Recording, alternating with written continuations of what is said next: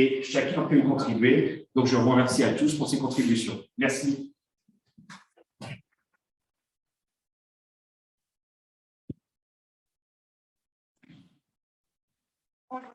Donc, on va commencer la deuxième rencontre qui a pour thème l'accessibilité des publics.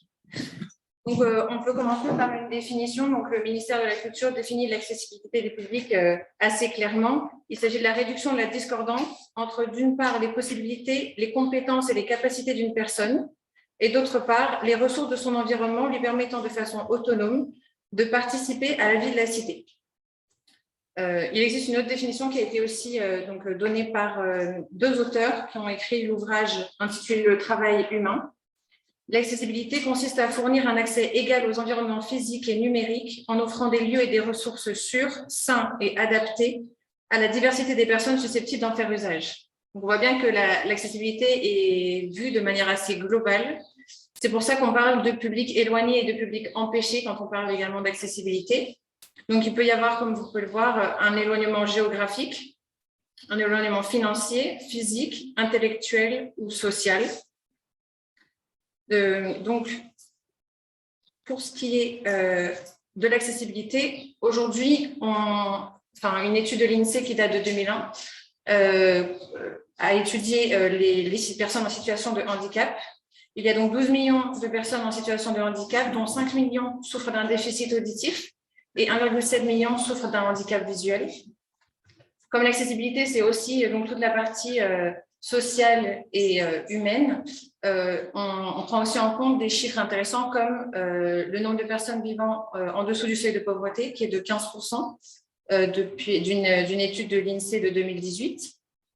Il y a également 17% de la population qui souffre d'électronisme, qui n'a donc pas un accès facile à tous nos outils numériques, qui aujourd'hui, comme le disait Boris juste avant, qui aujourd'hui sont vraiment nécessaires pour la culture.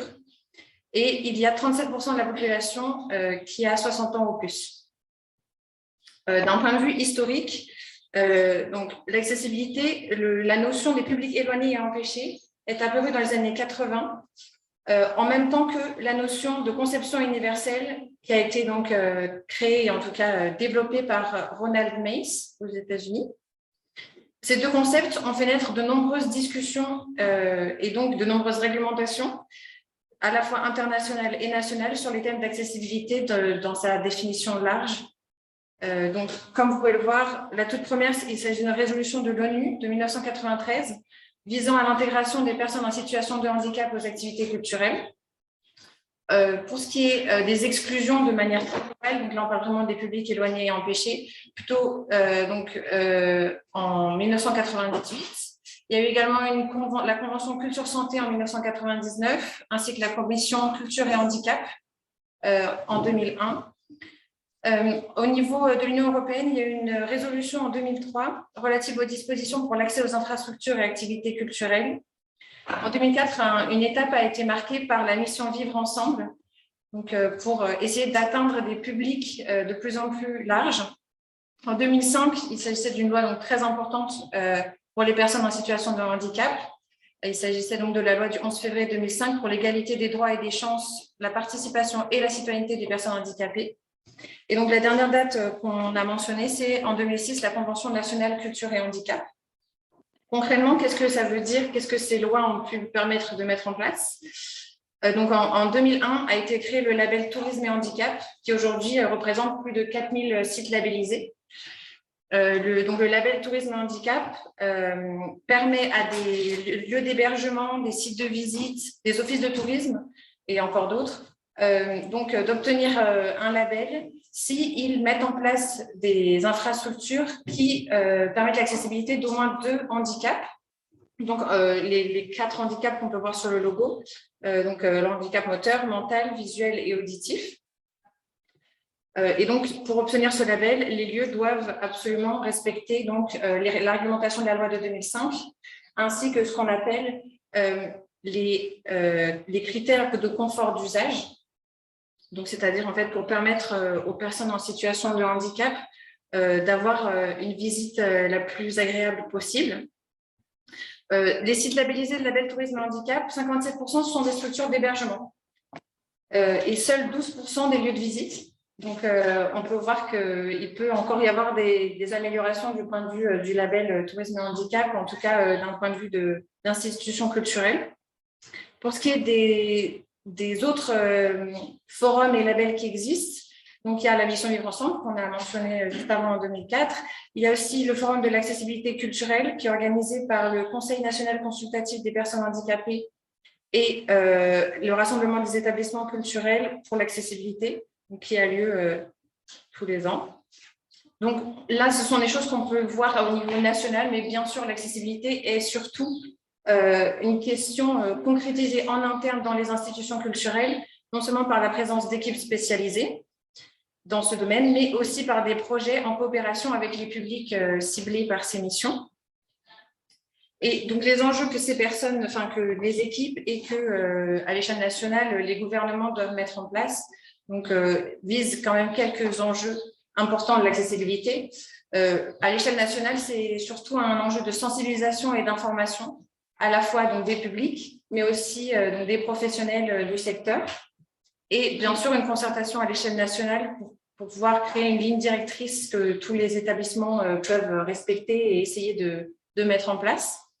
À un échelon intermédiaire, l'intérêt est surtout porté sur des référents d'accessibilité culturelle afin d'avoir une personne de référence vers qui se tourner pour toutes les questions d'accessibilité, ainsi qu'une assistance numérique et une reconnaissance des structures qui aident donc, les référents d'accessibilité.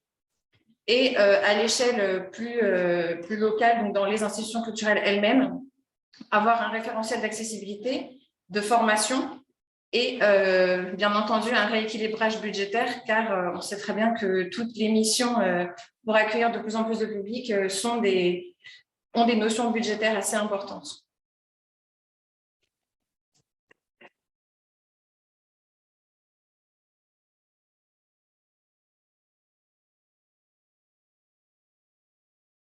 Merci Daïné pour cette introduction. Donc, et effectivement, l'idée c'était de planter un peu le décor de ce qui nous attend cet après-midi. Donc, on a le plaisir cet après-midi, on s'est pas d'accueillir en fait Lucie Ayers du Musée national de la Marine, qui évoquera tout un ensemble d'enjeux d'accessibilité liés à cette institution. Clémence Gros du Musée du Quai Branly, qui est chargé de développement qui était chargé de développement des publics en situation de handicap, mais donc qui part sur de nouvelles missions liées en fait à la responsabilité sociétale et environnementale du Quai Branly, et Mathieu Lecréenne, donc sous-directeur de développement du public de l'éducation artistique et culturelle du Musée du Louvre, et on va échanger avec chacun et chacune d'entre vous. Donc ce qu'on vous propose, c'est comme lors de la première rencontre, tout d'abord un premier temps où chacune d'entre vous vont venir présenter vos projets, et après on aura un temps plus libre de questions transverses où on évoquera en fait donc les différents enjeux qui sous-tendent les projets que vous avez menés. On ouvrira ensuite à l'international avec Elisabeth Graville, et on clôturera avec Émile Parizel sur une restitution graphique qui sera proposée et qui permettra en fait de repartir avec quelques éléments forts de cette rencontre. Donc, ce que je vous propose, c'est d'ores et déjà d'accueillir Lucie, qui va venir en fait présenter différents projets menés au sein du Musée national de la Marine.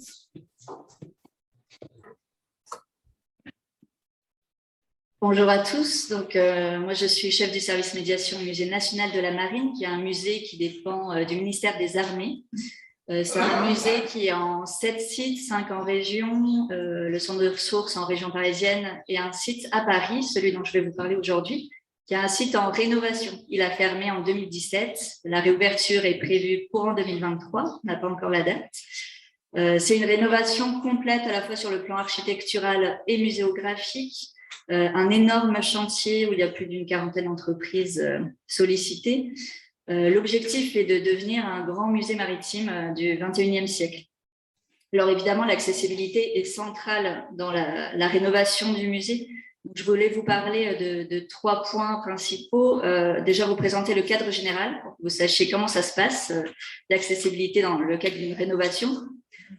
Ensuite, les adaptations qu'on a souhaité faire, nous, service médiation, par rapport aux propositions muséographiques.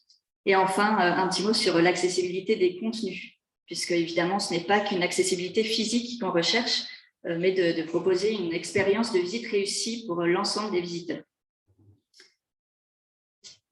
Voilà, donc dans le cadre général, l'accessibilité, c'est un sujet très vaste qui va toucher tous les domaines. Alors évidemment, on n'est pas seul à y travailler, c'est vraiment un travail d'équipe. Il y a plusieurs interlocuteurs qui travaillent sur l'accessibilité. Déjà, côté musée, nous, on est maître d'ouvrage. Il y a le service médiation, qui est mon service, qui est le service expert, avec une personne dans mon service, Mathilde Tessier, qui est chargée de médiation référente accessibilité. On a aussi une équipe projet qui travaille sur la rénovation, où il y a une personne qui coordonne les questions de médiation et d'accessibilité. On est assisté par un maître d'ouvrage délégué qui est l'OPIC, l'opérateur du patrimoine et des projets immobiliers de la culture, qui lui passe par une AMO, une assistance maîtrise d'ouvrage qui est Andigo, qui va travailler davantage sur l'approche physique du chantier. Donc c'est lui, par exemple, qui a rédigé les cahiers des charges en lien avec le musée sur l'accessibilité en termes d'architecture, de signalétique et de scénographie. Et enfin, le maître d'œuvre qui est le scénographe Kassenman, qui a dans son équipe aussi, qui a fait appel à Polymorph Design pour avoir un conseil en accessibilité davantage sur le contenu. Voilà, c'est vraiment l'alliance de tous ces experts-là qui va permettre de réfléchir à l'accessibilité, puisqu'on souhaite évidemment être dans les normes. Aujourd'hui, il est hors de question d'ouvrir un musée qui ne soit pas accessible. Donc, le but, c'est de répondre à la loi de 2005, mais aussi aux critères proposés par le ministère de la Culture. On cherche aussi à obtenir le label Tourisme Handicap, le label Accessibilité. Et très concrètement, on va essayer aussi d'aller plus loin que les normes. Je vous cite un exemple très basique. Et par exemple, aujourd'hui, la norme demande à ce que tous les nouveaux audiovisuels soient sous-titrés. Là, on va réutiliser aussi des anciens audiovisuels. Bien, évidemment, on va les sous-titrer aussi. Voilà, ça va toucher plein de sujets. On va essayer d'aller plus loin que la loi. En termes d'adaptation, c'est mon deuxième point, c'était important pour nous de réfléchir à l'accessibilité globale au confort de visite. Alors évidemment, tout va être respecté, les espaces de circulation, les accès par ascenseur, les vitrines, les cartels, la taille des caractères, je ne vais pas tout vous citer. Mais là, je vous ai mis une image qui est assez parlante. Donc vous avez à gauche, c'est le hall d'accueil, voilà, qui sera entièrement accessible. Et à droite, c'est un extrait de la scénographie d'un espace qui s'appelle Tempête et naufrage, où il y aura une vague de plusieurs mètres de haut. Kassenman, le scénographe, a été choisi parce que c'est eux qui avaient le mieux compris l'importance des objets, des collections, mais aussi l'importance des publics. Mais ils ont un parti pris assez fort en termes de scénographie, avec des éléments assez imposants. Il y a beaucoup de variations lumineuses dans le parcours, avec des ambiances différentes. Le but, c'est de proposer une vraie expérience aux visiteurs. Comme vous pouvez vous en douter, ce n'est pas forcément idéal en termes d'accessibilité, notamment, je pense aux personnes qui ont un handicap mental, qui ont un trouble du spectre autistique, des personnes hypersensibles qui peuvent être effrayées par cette vague ou par les variations lumineuses. Donc, le service médiation a réfléchi à plusieurs adaptations. La première, c'est de proposer des créneaux de scénographie adoucie à l'ouverture, c'est-à-dire 1 à 2 fois par semaine, des créneaux fixes où on va diminuer le niveau sonore, on va diminuer les variations lumineuses pour que ça soit plus agréable pour tous. Vous en avez peut-être entendu parler plutôt dans les supermarchés. Ça commence à se faire pas mal. Donc là, on va l'adapter pour le musée. La deuxième chose, c'est qu'on va prévenir les visiteurs en amont avec des indications sur le site Internet, des sensory maps, montrer les espaces qui pourraient poser problème et proposer des moyens de contournement. Et également, un projet fort pour nous qui est la création d'un espace d'inspiration de la méthode Sneuzelen, qui est une méthode des Pays-Bas. C'est un espace de à peu près 10 mètres carrés qui sera au milieu du parcours, qui propose une bulle un peu de ressourcement pour les publics. Donc, vous voyez peut-être la méthode Sneuzelen, il y a les colonnes à bulles, voilà, des matériaux qui vont faciliter le calme, le confort. Il y aura à la fois l'aspect confort, protection dans cette bulle, et en même temps la possibilité de stimuler tel ou tel sens, vraiment choisi par le visiteur. Donc ça, c'est une méthode qui est utilisée beaucoup pour les publics avec troubles à spectre autistique, pour les publics en situation de handicap mental. On le voit de plus en plus dans les EHPAD, dans les crèches. Mais en tout cas, en France, on l'avait peu vu, ou pas du tout, même dans les musées, de manière permanente. Donc c'est un grand défi pour nous. Évidemment, ça sera testé, évalué, suivi attentivement à l'ouverture. Et enfin, sur la partie accessibilité du contenu, comme je vous l'ai dit, l'idée, ce n'est pas de se limiter à une accessibilité physique, mais aussi de travailler sur le contenu pour que tout soit complètement accessible à l'ensemble des visiteurs. Pour cela, on met en place des comités d'usagers, de relais, pour à la fois avoir un avis sur nos idées, pour tester des approches, pour valider des produits finis. On a d'ailleurs été accompagné par Correspondance Digitale sur ce sujet-là. Je vais vous présenter là, donc ça, je ne sais pas si vous voyez grand-chose, en exclusivité un dispositif. Donc, au sein du parcours, on a une vingtaine de dispositifs de médiation fixes pour les visites en autonomie. Parmi ces dispositifs, il y en a 8 qui constituent un parcours qu'on appelle le parcours essentiel. Essentiel parce que il y en a un dans chaque espace et ça permet d'avoir le contenu essentiel de l'espace. Si vous avez fait ce dispositif, vous avez compris l'essentiel de l'espace dans lequel il est. Et ces dispositifs-là ont été conçus en accessibilité universelle, puisque vous avez, là c'est l'exemple du tout premier dispositif du parcours, qui est un modèle de la coque de pique. Vous avez un modèle qui est tactile, que vous pouvez explorer donc, tactilement. Vous avez du braille, vous avez un cartel avec du français simplifié, et vous avez un écran interactif avec de l'audiodescription en français et en anglais, avec des encoches tactiles pour les non-voyants, du français facile à lire et à comprendre, et de la langue des signes.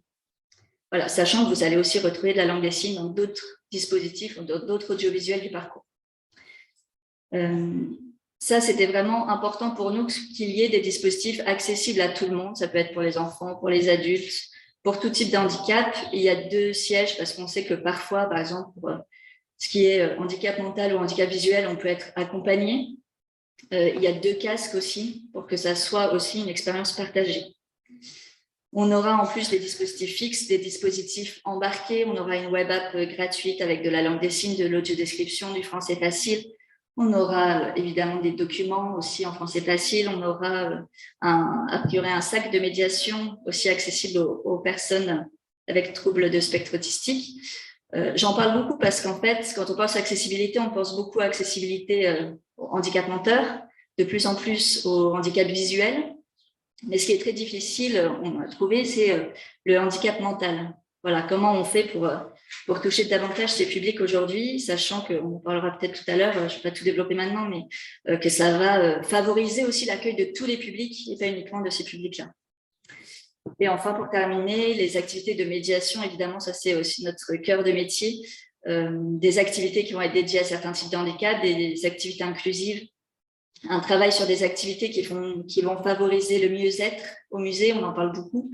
Ça, c'est vraiment important pour nous, pour mélanger les publics et favoriser le confort de tous.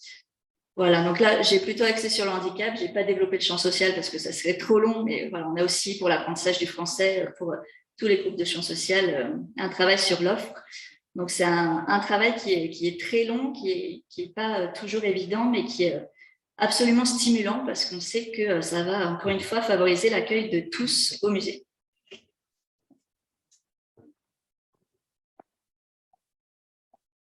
Merci Lucie. Donc maintenant, on va laisser la parole à Clémence qui va présenter aussi toutes les actions qui sont menées par le musée du Quai Branly en la matière. On passe finalement d'un musée qui est en reconfiguration complète à un musée qui vit et donc voir comment en fait on inclut aujourd'hui de l'accessibilité dans un musée en fait au quotidien. Bonjour à toutes et à tous. Merci beaucoup pour l'invitation. Moi, je vais moins vous présenter, je ne vais pas vous lister tous les dispositifs qu'on a au musée du Quai Branly. Je voudrais plutôt vous parler des manières qu'on a de travailler en fait en interne et de nos méthodes de travail un peu pour essayer de rendre le musée aussi accessible que possible. Donc le musée du Quai Branly, je peux peut-être passer. Le musée du Quai Branly, c'est C'est un musée qui a ouvert en 2006 sur l'initiative du président Jacques Chirac, qu'on présente comme le musée des arts et civilisations d'Asie, d'Afrique, d'Océanie et des Amériques, ou extra-européennes. On entend souvent les arts premiers ou les arts primitifs, c'est des termes qui ne sont pas très utilisés par les conservateurs. Voilà, on préfère dire arts et civilisations des 4 autres continents. Donc je précise la date d'ouverture parce que c'est un musée qui est plus récent que par exemple le CMN ou que les monuments du CMN ou que d'autres musées. Donc en termes d'accessibilité, les contraintes se posent parfois moins fortement parce que le bâtiment a été conçu à un moment où les contraintes d'accessibilité étaient déjà un peu dans l'air du temps. Alors, ça ne veut pas dire que le musée est parfaitement accessible, pas du tout, mais en tout cas, on y travaille. Donc, vous avez là une vue, si vous voyez bien, vous ne voyez pas très bien, mais il y a une vue du musée extérieur et une vue de ce qu'on appelle le plateau des collections, donc c'est l'espace des collections permanentes. Donc, pour rendre ce musée accessible, on s'inscrit comme c'est dans l'air du temps, dans une démarche d'accessibilité universelle. C'est-à-dire que, plus concrètement, on va essayer de rendre, dans la mesure du possible, tous les espaces, tous les outils, tous les événements du musée accessibles au public le plus large possible. Cette démarche-là implique autant que possible d'essayer de prendre en compte la question de l'accessibilité dès l'amont de tous les projets. C'est-à-dire que, encore une fois, dans la mesure du possible, dès que le musée initie un nouveau projet, que ce soit un événement, une nouvelle visite guidée, par exemple, ou des travaux de réaménagement, ou une nouvelle exposition, par exemple, on va tout de suite se demander, alors attention, comment faire pour que ce nouveau projet soit accessible au plus grand nombre, et si ce n'est pas accessible au plus grand nombre, qu'est-ce qu'on a comme mesure un peu compensatoire pour pouvoir accueillir le plus grand nombre possible. Et le fait de prendre ce sujet-là vraiment en amont, c'est quelque chose qu'on répète beaucoup, mais très concrètement, c'est vraiment une des clés de réussite pour l'accessibilité. Donc, on essaie d'avoir des offres les plus inclusives possibles. Après, c'est évidemment pas toujours possible. Et par ailleurs, il y a aussi des publics qui, eux, ne souhaitent pas forcément être... Enfin, il y a certains publics qui vont préférer parfois rester entre eux, donc avoir des offres très ciblées selon leur type de handicap. Je prends un exemple concret. Des personnes, par exemple, déficientes visuelles, elles ne vont pas forcément vouloir s'intégrer à une visite tout public, par exemple. Elles vont parfois être rassurées d'avoir une visite qui soit uniquement conçue pour le handicap visuel et vraiment selon leurs besoins. Et donc, il n'y a pas forcément vocation à être inclusive. Donc je dis ça parce que si l'accessibilité universelle, c'est un idéal et on essaie vraiment de tendre vers ça, à mon sens, ça doit être complété par aussi des offres qui n'ont pas forcément vocation à être inclusives, mais qui vont vraiment être conçues pour les besoins d'un public très précis, dans l'idée de donner le choix aux visiteurs de s'ils souhaitent s'intégrer, aux visiteurs en situation de handicap, de s'ils souhaitent s'intégrer au grand public ou s'ils souhaitent venir avec un groupe, par exemple, une association ou avec un groupe de personnes qui ont le même type de handicap. Par exemple, les visites guidées qu'on propose en langue des signes, elles sont uniquement en langue des signes pour les personnes qui pratiquent la langue des signes. Voilà, elles ne sont pas ouvertes à tout le monde. Et par ailleurs, dans le cas d'événements, etc., on essaie de proposer des événements mixtes, langue des signes et langue française. Voilà, donc cette notion de choix, je la répète parce qu'à mon sens, ça fait de choix du visiteur, de la manière dont il veut découvrir le musée. À mon sens, ça fait partie de la démarche d'accessibilité, comme d'ailleurs on parle ici des publics en situation de handicap, mais comme pour tous les visiteurs, où, voilà, on va par exemple aussi proposer de visiter le musée soit librement, avec des outils de visite ou sans outils de visite.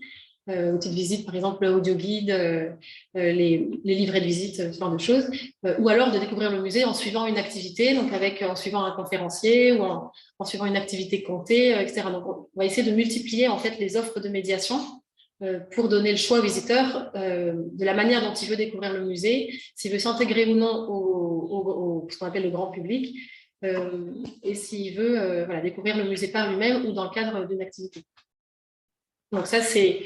encore une fois, je ne vais pas lister les activités ou les outils de visite qu'on propose, mais c'est pour vous donner un peu l'esprit général et les objectifs qu'on a. Donc, ce n'est pas très concret, mais c'est ça qui sous-tend un peu la politique d'accessibilité du Quai Branly. Ensuite, dans la manière de travailler, on avait en fait un pôle, qu'on appelle un pôle accessibilité, où en fait... on a un référent de chaque service du musée pour justement sur les questions d'accessibilité. Et ça, je le dis, c'est important parce que c'est un sujet très transversal, l'accessibilité, et du coup, les projets qu'on peut avoir vont impliquer les différentes directions du musée très souvent. Et si on veut faire les choses de manière cohérente, et là encore, si on veut prendre les sujets en amont, si on veut intégrer l'accessibilité en amont de tous les projets, c'est important de travailler en transversalité. Et donc, voilà, par exemple, si on a un projet de parcours de visite tactile dans le musée, ça va impliquer le service du bâtiment, ça va impliquer les conservateurs, ça va impliquer la direction des publics, etc. Donc, c'est important de pouvoir réunir tout le monde pour bien que ce soit pris en compte de manière cohérente. Donc, on a ce pôle qui se réunit régulièrement pour vérifier que les sujets soient bien pris en compte collectivement. On a aussi des réunions techniques. Bon, c'est les réunions qui sont faites pour toutes les expositions. Tous les rendus des graphistes et des scénographes font toujours l'objet évidemment de réunions. Et donc, avant moi-même, la référente accessibilité au musée, participait à toutes ces réunions-là de rendus des graphistes et des scénographes pour les expositions, qui permettait là encore, au fur et à mesure de la conception des expos, de dire attention, là il n'y a pas suffisamment d'assises, attention, là il faut mettre la vidéo en LSF, attention, là le passage est trop étroit, attention, là le cartel est trop bas, la police n'est pas lisible, enfin voilà, de veiller à l'accessibilité des expos au fur et à mesure de la conception. En fait. Et on a un outil de suivi, au fur et à mesure on élabore des outils pour essayer d'évaluer l'accessibilité de nos expositions et de faire en sorte de systématiser, que le service des expositions lui-même prenne vraiment en compte l'accessibilité et se forme sur ces sujets-là au fur et à mesure. Le sujet de la formation, c'est un sujet vraiment important, évidemment, à la fois des équipes du musée, donc les équipes d'exposition, les équipes de médiation. On essaie de faire ponctuellement des formations sur le handicap pour que toutes les équipes du musée montent en compétences et que l'accessibilité ne soit pas uniquement portée par une ou deux personnes au musée, mais que ça infuse vraiment dans les métiers de tout le monde. On forme aussi, bien sûr, les agents d'accueil et de sécurité et les conférenciers, les compteurs, etc., pour essayer de faire en sorte que l'accueil de ces publics-là soit le meilleur possible. Et puis, ça, c'est pour l'organisation en interne, donc c'est un peu la tambouille interne du musée, mais voilà, c'est pour vous dire concrètement comment on travaille pour essayer d'avoir ce sujet-là tout le temps en tête. Un point important aussi, c'est d'avoir des groupes de travail et des collaborations avec des partenaires associatifs, avec les usagers eux-mêmes. J'aurais peut-être dû le dire en premier parce que c'est vraiment le point essentiel. Si on veut travailler sur l'accessibilité d'un lieu ou d'une offre ou de quoi que ce soit, il faut travailler avec les personnes les plus concernées. Ça paraît évident, mais il faut le dire et le redire parce que trop souvent, c'est oublié. Au musée, par exemple, on a ce qu'on a appelé un comité de pilotage accessibilité. C'est une réunion qui est présidée par le président du musée avec plusieurs directeurs, avec le directeur général adjoint et moi, et des partenaires associatifs. C'est-à-dire qu'on a des associations partenaires représentant des différents types de handicap. Et on se réunit, à l'ouverture du musée, c'était tous les 6 mois, maintenant c'est tous les ans, pour présenter à nos partenaires associatifs les projets du musée, les avancées du musée, pour essayer d'avoir leur retour, leurs conseils, qui nous alertent sur les écueils que peuvent avoir nos projets, etc., dans l'idée de pouvoir avancer dans la bonne direction de manière pertinente, en s'assurant qu'on ne s'éloigne pas des besoins de nos publics, en fait. Et en plus de ces comités qui sont très institutionnels, on travaille au quotidien, là encore, dès qu'on a un nouveau projet, par exemple, dès qu'on doit refaire les brochures d'information à destination des publics en situation de handicap, on les fait relire en cours de conception par des associations, par un petit réseau de partenaires qu'on a qui sont eux-mêmes malentendants, eux-mêmes déficients visuels, etc., pour vérifier que ces brochures, par exemple, correspondent bien à leurs besoins. Donc, c'est quelque chose qui fait évidemment qui allonge les délais de réalisation des projets parce qu'il faut intégrer des réunions de travail, des processus de validation plus compliqués, etc. Mais si on ne le fait pas, si on n'associe pas les personnes elles-mêmes en situation de handicap à nos dispositifs, on tombe systématiquement à côté de la plaque, d'une manière ou d'une autre. Donc, on ne peut pas miser sur notre propre bon sens pour se dire oui, bon, pour les personnes déficientes visuelles, on va mettre du braille ici, une bande de guidage là, et ce sera très bien. Parce que même avec toute la bonne volonté du monde et le bon sens, on n'y arrivera pas sans associer les personnes elles-mêmes. Donc, j'insiste vraiment sur ce point.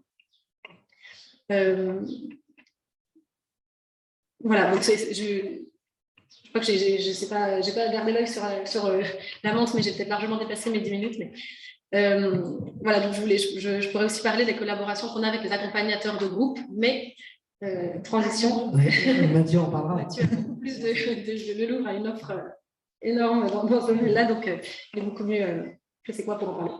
Merci beaucoup Clémence. Donc effectivement, on poursuit un peu notre descente des différents projets. L'idée, c'était de montrer que l'accessibilité, ça passe déjà en amont, par la conception d'une scénographie dédiée, donc avec 2 récents musées, on va dire. C'est aussi au quotidien, en fait, beaucoup d'animation, beaucoup de transversalité et une logique de structuration d'offres de médiation qui induisent en fait l'accessibilité. Et c'est aussi en fait créer un réseau, l'animer, communiquer et créer un véritable écosystème dédié à rendre le musée plus accessible. Et c'est ce que va évoquer en fait Mathieu. Merci beaucoup. Je remercie aussi tous les organisateurs des colloques pour cette invitation. J'ai même eu droit à un petit badge customisé avec une petite pyramide. Voilà, donc c'est une petite attention qui m'a touché. Merci beaucoup. On m'a demandé aussi de rester à ce pupitre très présidentiel, mais je crois que c'est d'actualité, donc voilà, je resterai ici pour ma présentation. On a parlé d'innovation justement sur le début de cet atelier. Effectivement, quand on pense innovation, on pense beaucoup technologie. On pense moins finalement à ce qui peut faire le cœur d'une politique des publics, c'est-à-dire l'humain. Et c'est ce que je vais vous proposer de développer ensemble.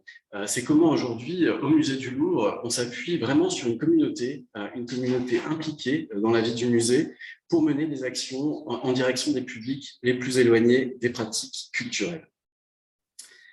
On pourrait partir d'un constat qui est un peu sévère.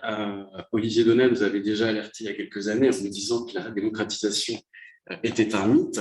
Il a un peu récidivé en nous disant qu'aujourd'hui, on micro-segmente trop nos publics, on s'intéresse aux prisonniers, on s'intéresse à l'hôpital, on empile les dispositifs. Voilà. Et on oublie souvent finalement la majorité aussi des publics qui ont un rapport au musée finalement assez loin. Je rappelle toujours que seul 1/3 des Français vont une fois dans l'année au sein du musée. Donc, on a certes des publics qui ont été investis au sein de nos politiques, des publics très spécifiques, mais on a aussi beaucoup de visiteurs à conquérir et à convaincre. Et donc, la Cour des comptes, on les connaît pour leur sévérité, nous avait même, dans un rapport, parlé d'actions méritoires, mais sans doute trop ciblées, sans indicateurs. Donc, comment, et c'est la vraie problématique, comment aujourd'hui, pour un musée comme le Musée du Louvre, avoir une action qui soit mesurable, qualitative, quantitative, en faveur des publics les plus éloignés des pratiques culturelles. Au Musée du Louvre, ça fait trentaine d'années qu'on développe des actions, on développe une expérience en direction de tous ces publics. Ce qui nous a paru vraiment important pour nous, c'est la formation des accompagnateurs de groupe. C'est vraiment pour nous le cadre du groupe.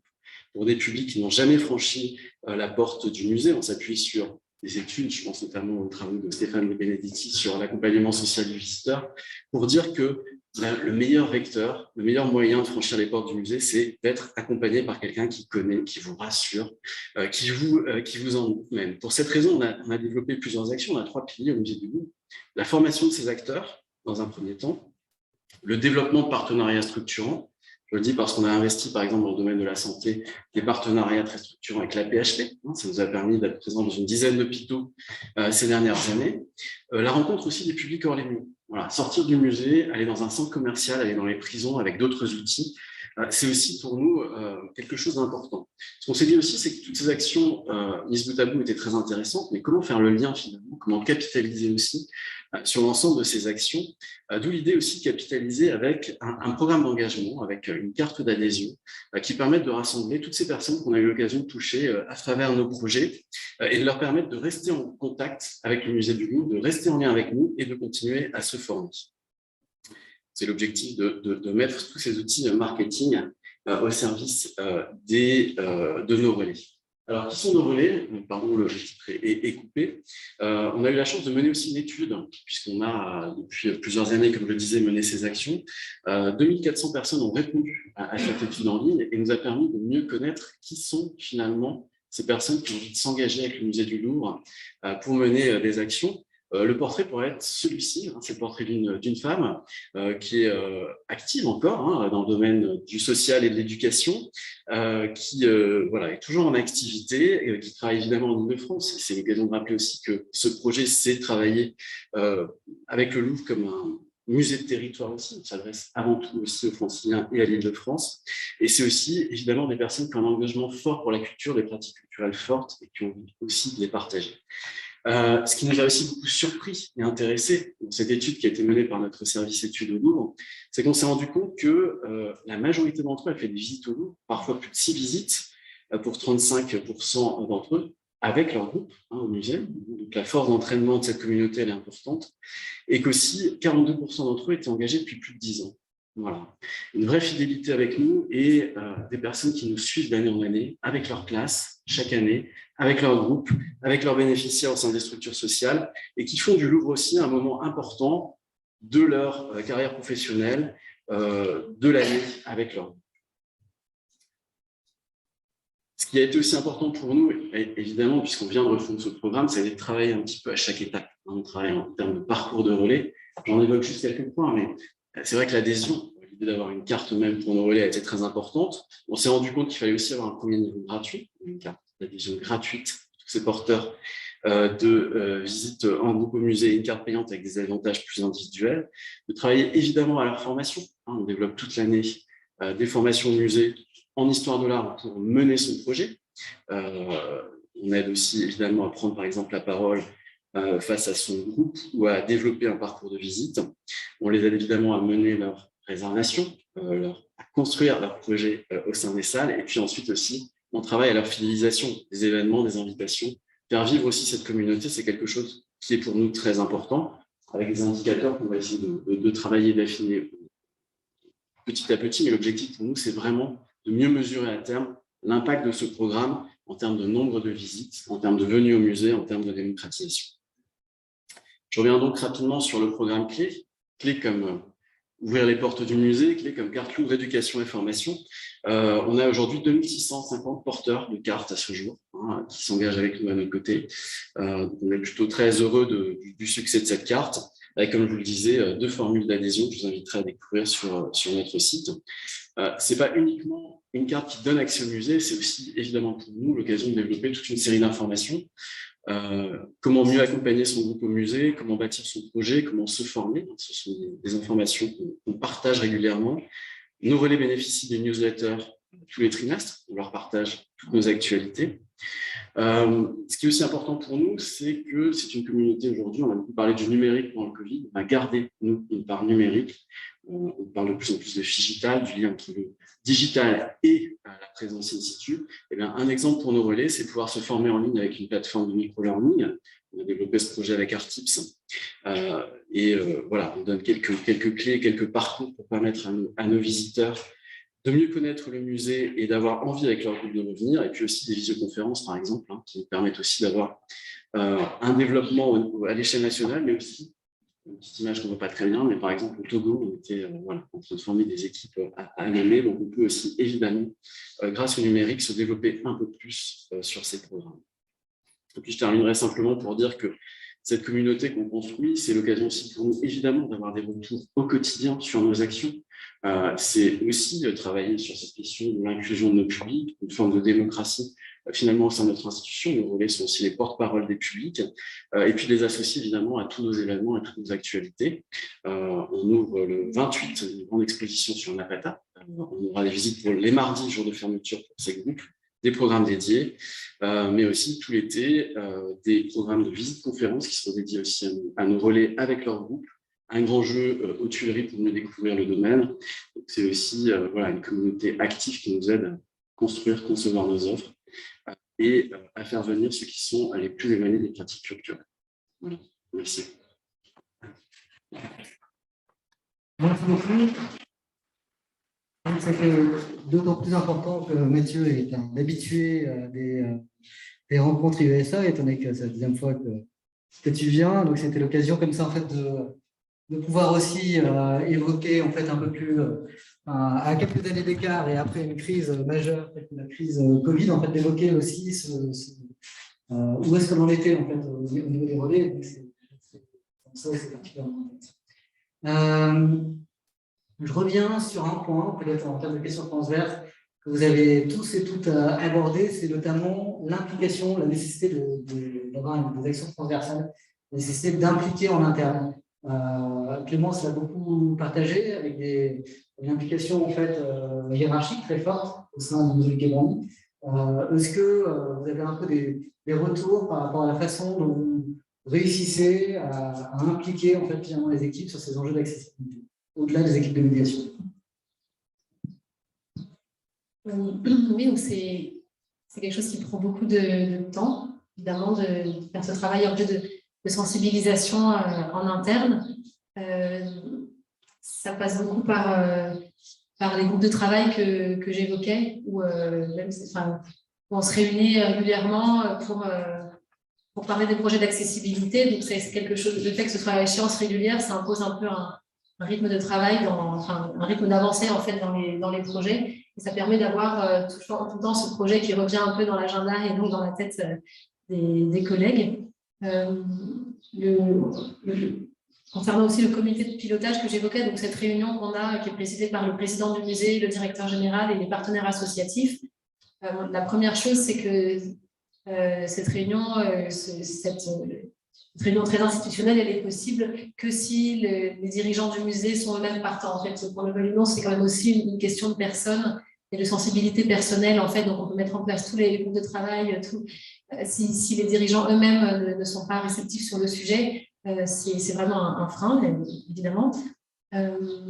Mais comme au Quai Branly, on a la chance d'avoir des dirigeants plutôt volontaires dans cette démarche. Le fait d'avoir ces échanges avec les partenaires associatifs régulièrement, c'est aussi en fait une façon de communiquer en interne.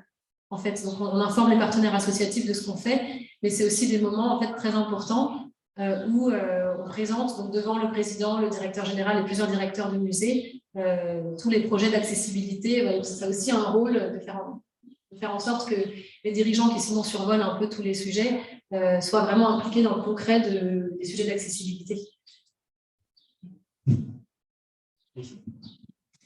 Même la question de la sensibilisation en interne, c'est une grosse question, parce que comme le disait Clément, c'est essentiel, sinon on a l'impression de se battre toute seule avec nos petits bras sur tous ces sujets-là. Donc, ce que je n'ai pas précisé, c'est qu'à Paris, à la fois on gère le site de Paris, mais on a aussi siège pour les musées qui sont sur le littoral. Donc, on a organisé des journées de sensibilisation dans les ports auprès de ces équipes sur le terrain pour qu'elles se forment à l'accessibilité, notamment à la chaîne d'accessibilité, pour qu'elles prennent en compte l'ensemble du parcours visiteur, avant, pendant et après la visite. Pour Paris, on crée aussi des fiches de bonnes pratiques par métier pour dire, voilà, vous êtes peut-être aux ressources humaines ou à l'administratif, mais ça vous concerne aussi.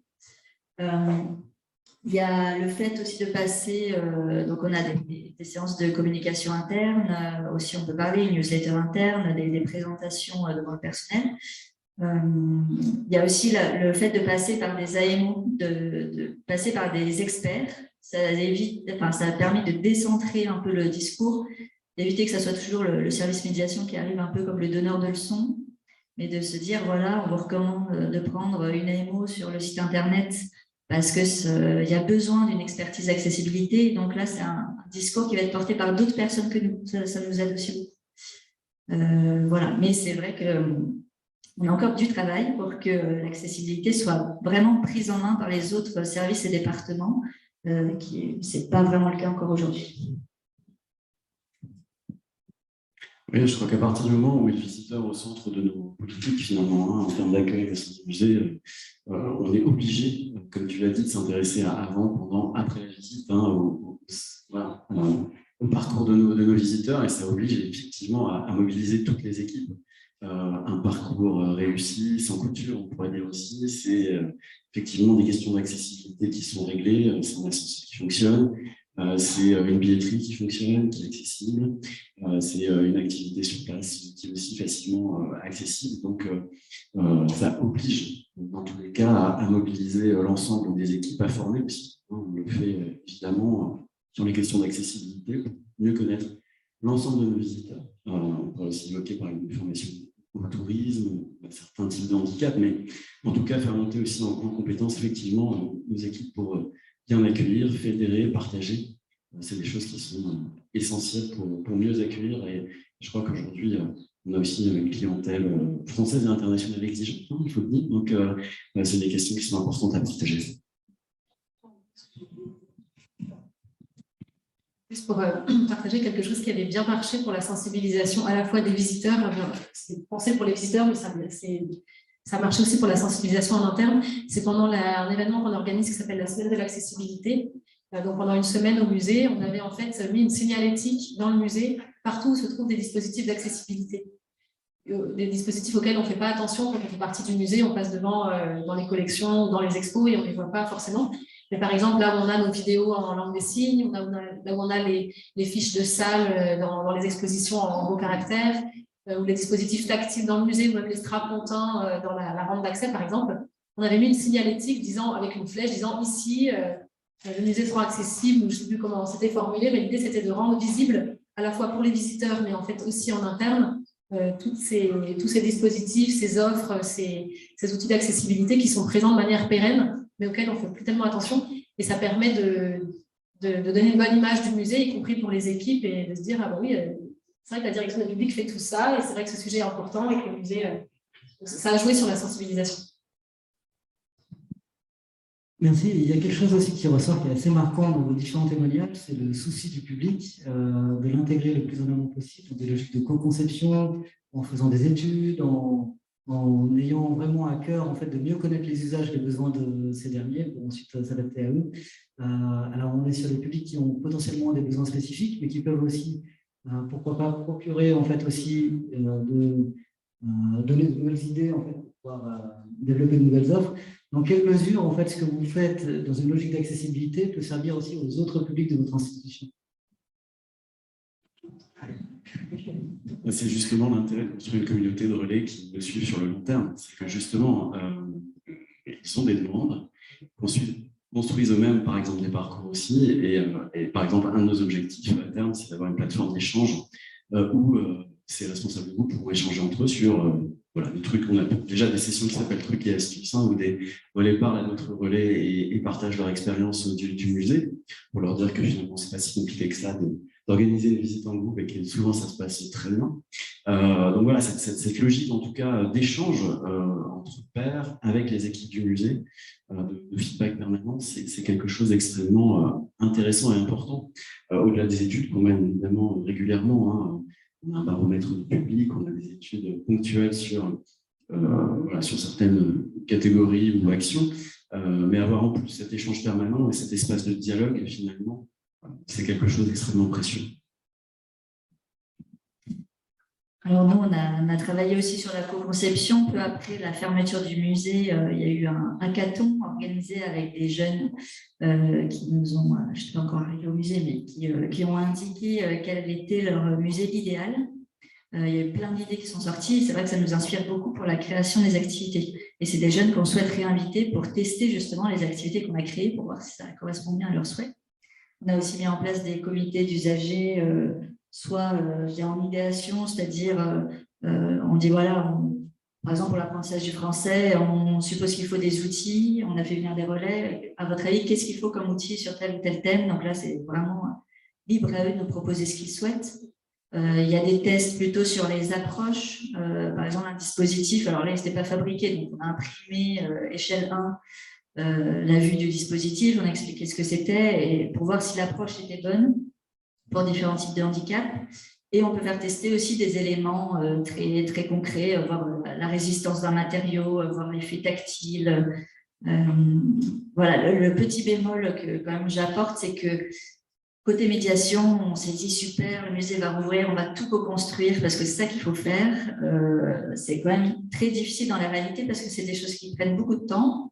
Et on se retrouve complètement pressurisé par des plannings extrêmement serrés où le chantier ne nous attend pas, en fait. Donc, les choses sont créées, il faut arriver pile au bon moment, sinon c'est trop tard. Et puis, des fois, une fois que le dispositif est fabriqué, terminé, ça nous coûterait beaucoup trop cher de le refaire. Donc, même si on le faisait tester à la fin, on ne pourrait plus le modifier. Donc, à chaque fois qu'on organise des tests, on est toujours « OK, mais alors, est-ce que c'est modifiable? Dans quelle mesure ?» pour ne pas promettre des fausses pistes aux visiteurs. Voilà, et il y avait une deuxième question, tu disais, est-ce que ça aide tous les autres visiteurs? Alors ça, c'est pour moi une évidence en accessibilité. À partir du moment où il y a un texte qui est écrit assez gros, bah, ça peut être OK pour le handicap, mais pour une personne âgée, une personne qui a des lunettes, je sais, oublie ses lunettes. Les espaces assez larges pour les fauteuils roulants, mais aussi pour les poussettes. Des textes faciles à comprendre, c'est pour tout le monde. Je vois au Quai Branly, il y avait je travaillais 6 ans avec Clémence, c'est pour ça qu'on ne peut pas beaucoup. Il y a des fiches de salle en français faciles et je vois plein de visiteurs qui prennent ces fiches-là parce qu'au moins tout est bien résumé de manière claire, beaucoup plus clair que sur ce qui est affiché voilà, sur les murs. Donc ça sert constamment pour tous les publics. Moi, je souscris à ce qu'a dit Lucie. Dans la co-construction, c'est vrai que c'est un idéal qui peut avoir effectivement ses limites, là aussi Lucie l'a dit. Donc c'est essentiel d'associer des usagers, des associations, mais après le risque c'est parce que chaque usager est aussi une personne et un visiteur.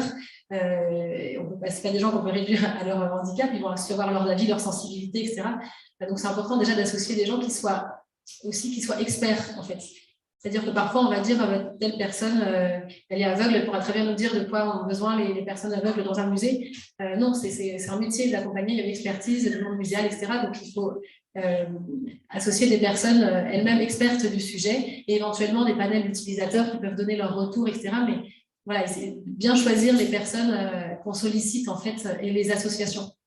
Tout en gardant à l'idée qu'on aura peut-être une personne qui dit ici il faut absolument mettre une bande de guidage phototactile et une autre personne qui avait le même profil sur le papier qui dira mais non, là il n'y a pas besoin, il suffit de mettre une balise sonore. Et puis, donc, il faut essayer de garder en tête que quand on sollicite l'avis des gens, on devra après faire des arbitrages et potentiellement ne pas satisfaire tout le monde.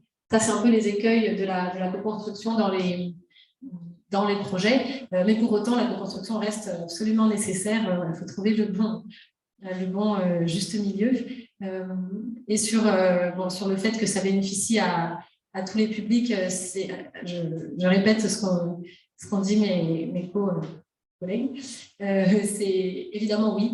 En réfléchissant en créant des projets à partir des besoins des personnes en situation de handicap, on devient plus créatif, c'est-à-dire on va se dire alors comment donner accès à cet objet-là pour les personnes déficientes visuelles ou pour les personnes qui ont un handicap mental. Donc on se crée des contraintes en fait et des nouvelles problématiques qui vont nous permettre de développer des nouvelles clés d'entrée dans les œuvres. On va se dire peut-être plutôt que de faire découvrir toute l'exposition, on va se centrer sur un seul objet pendant 1 heure pour ce public-là. Peut-être qu'on va passer par le jeu, peut-être qu'on va passer par le conte, par le toucher, par les 5 sens, etc.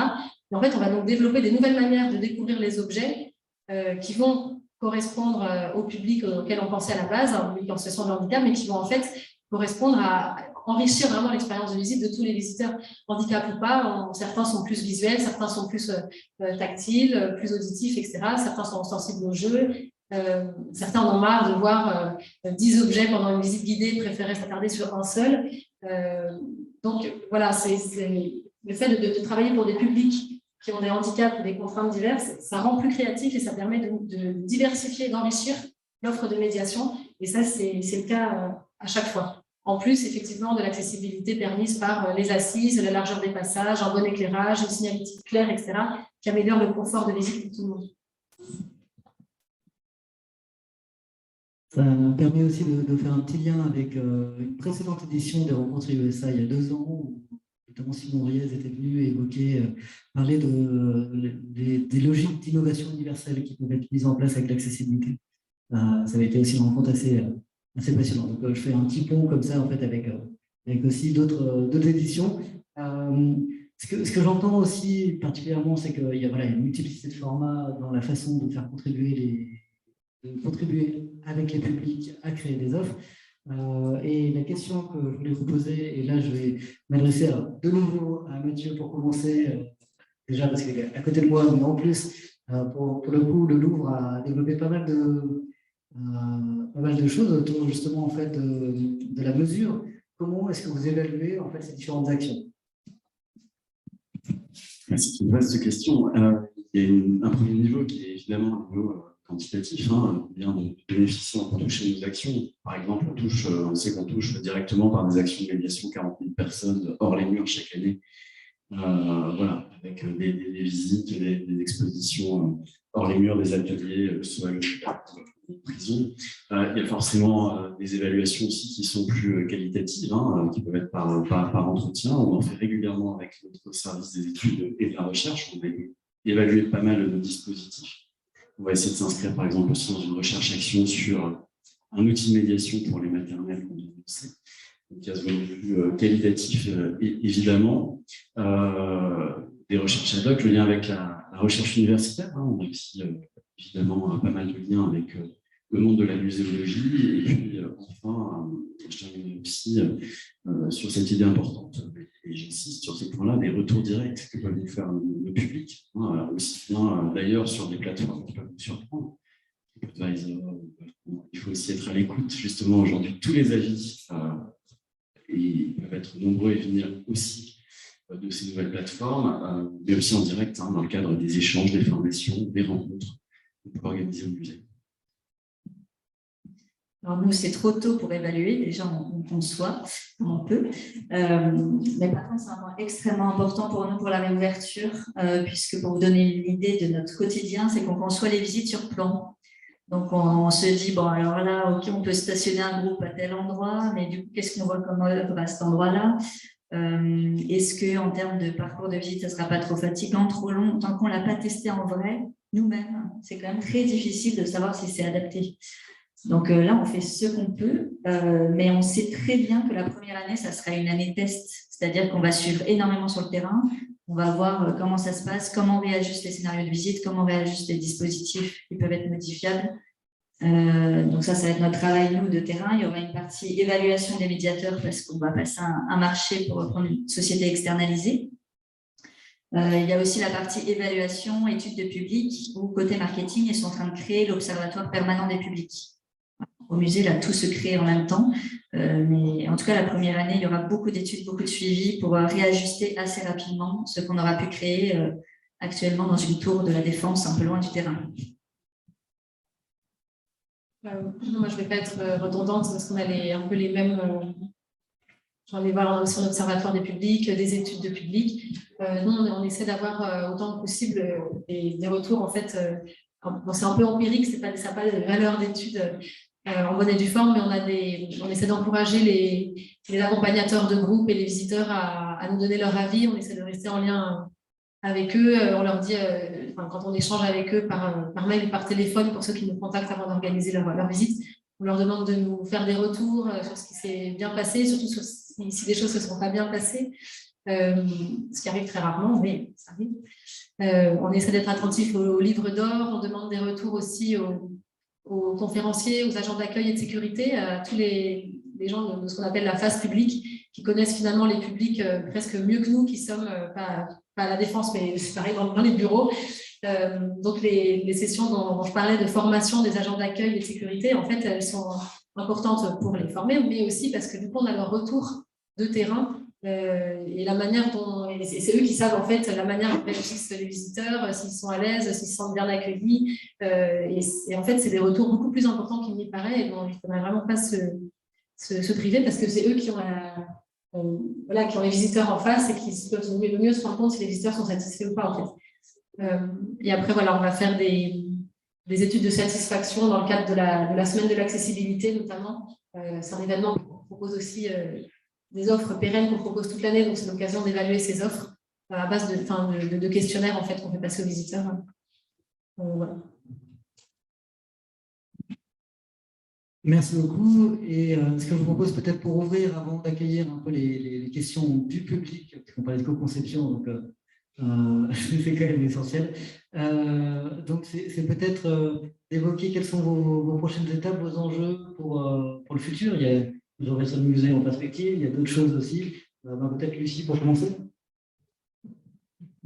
Notre principal enjeu, c'est d'ouvrir. Est-ce qu'on devait ouvrir en 2021, ensuite en début 2022, ensuite fin 2022? Finalement, là, on est mi-2023. Même nous, on ne sait pas encore voilà, la date. Je pense qu'on ouvrira vraiment en 2023, par contre. Donc, nous, le vrai enjeu, là, c'est de se préparer concrètement. Jusque-là, on était vraiment dans la conception. Mais là, ça y est, on rentre dans le dur, c'est-à-dire on va lancer les marchés, on va fabriquer le matériel, on va aménager nos salles pédagogiques. C'est vraiment du concret, ça va s'accélérer. 2023, ça vous paraît peut-être loin, mais pour moi, c'est demain, donc le stress augmente. Et l'enjeu, c'est surtout de voir est-ce qu'on va vraiment être en phase, après tout ce travail-là, en phase avec les attentes des publics.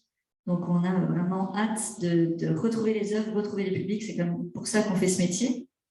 Donc, nous, ça nous manque. Voilà, donc l'objectif premier, c'est d'être prêt pour ouvrir correctement et puis de suivre au maximum les publics à l'ouverture pour voir ce qu'on va réajuster et comment on crée aussi une relation de confiance et de long terme. J'en ai pas parlé, mais il y a aussi un travail avec les relais. On les sollicite là pour les comités d'usagers, mais petit à petit, notre but, c'est de constituer une base de relais un peu solide, justement de partenaires, parce que ce qui est dur quand on ferme, c'est que les gens ne nous identifient plus, on disparaît du paysage. Alors, il y a eu le Covid, donc finalement, on a eu plein de collègues qui étaient aussi confinés que nous. Mais on perd un peu le contact quand même avec les gens. Et donc, il y a aussi de relancer tout ce système de réseau, de relais du champ social, relais handicap, relais éducatif, pour lancer au maximum le développement des publics aussi à l'ouverture et que des gens viennent vraiment faire nos activités. On sent, même dans un musée ouvert, effectivement, il a été fermé pendant quelques mois pour ces dernières années pour les raisons que l'on sait. Donc, il y a un enjeu quand même, surtout pour les publics en situation de handicap, qui sont des publics peut-être plus anxieux que la moyenne. Un enjeu d'essayer de redonner confiance, de remobiliser ce public. Bon, c'est pas propre au musée du Quai Branly, c'est quelque chose de plutôt intrinsèque au public en lui-même, mais il y a peut-être des réseaux à recréer, des interlocuteurs qui ont changé. Voilà, il faut essayer de relancer une dynamique. Et puis, après, pour le cas du Quai Branly, on a un parcours tactile sur qu'on essaie de concevoir en ce moment, qu'on aimerait ouvrir dans les prochains mois, un parcours tactile que les personnes déficientes visuelles pourront faire en autonomie. Et puis, puis un enjeu d'essayer de garder le même niveau d'exigence, parce qu'on a obtenu les labels tourisme handicap qui ont été évoqués au tout début de la présentation. Donc, on a obtenu ces labels-là pour les 4 types de handicap, ce qui est très rare pour les musées. C'est le label pour le handicap visuel, notamment, est très rare. Donc, on l'a obtenu, on essaie de se maintenir au niveau des exigences, mais c'est aussi un enjeu de ne pas faire retomber le sujet en interne et que le musée ne se dise pas, c'est bon, on est accessible, on peut se reposer sur nos lauriers, mais d'essayer de maintenir le même niveau d'exigence pour chacune des expositions, de toujours s'améliorer, de faire une veille aussi technologique, parce qu'on n'en a pas beaucoup parlé, et pourtant c'est quand même le comble. Il y avait le sujet du numérique qui fait que les pratiques évoluent, donc il faut aussi pouvoir se maintenir un peu à la page. Et moi, je pense que c'est un défi pour le Quai Branly, mais peut-être pour l'ensemble du secteur muséal, d'intégrer le numérique de manière la plus intelligente possible, sans être trop ringard par rapport à d'autres offres culturelles pour les publics. Et ça, je pense que c'est un défi.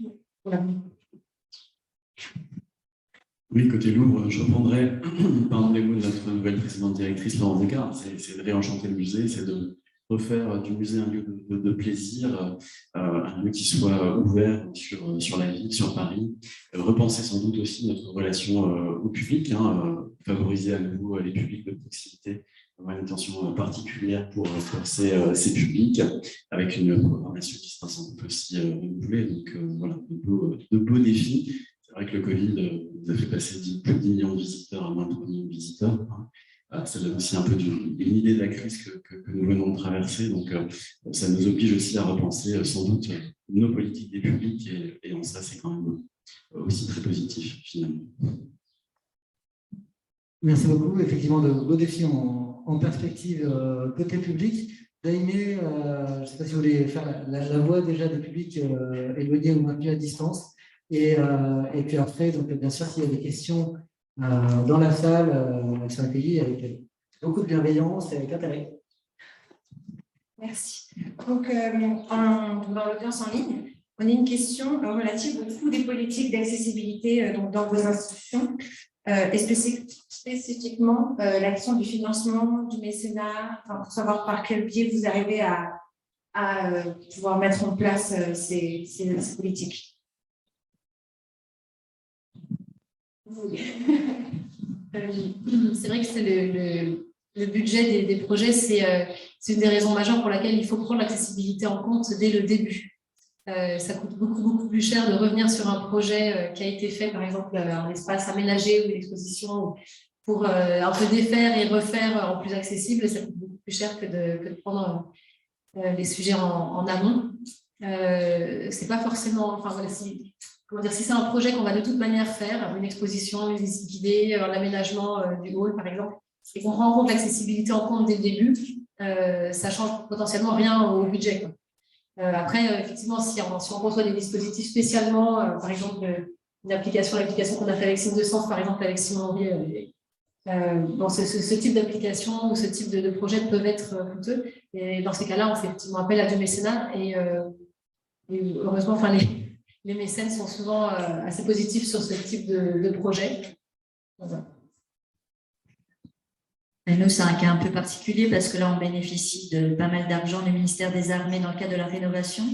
Donc, l'accessibilité est mêlée à l'ensemble des sujets, à la fois le chantier, la scénographie, la médiation, la communication. C'est un peu dilué, c'est difficile d'avoir une idée de l'enveloppe globale. Je rejoins complètement Clémence. Ça coûte beaucoup moins cher de le prendre en compte dès le départ. C'est pour ça qu'on le fait maintenant assez intensément. On aimerait être soutenu par du mécénat, mais on est en fait des toutes petites équipes. On a une personne sur le mécénat pour les 7 sites. Donc, pour l'instant, on est beaucoup soutenu sur le chantier, mais pas encore sur l'accessibilité. Mais c'est une des voies possibles, effectivement.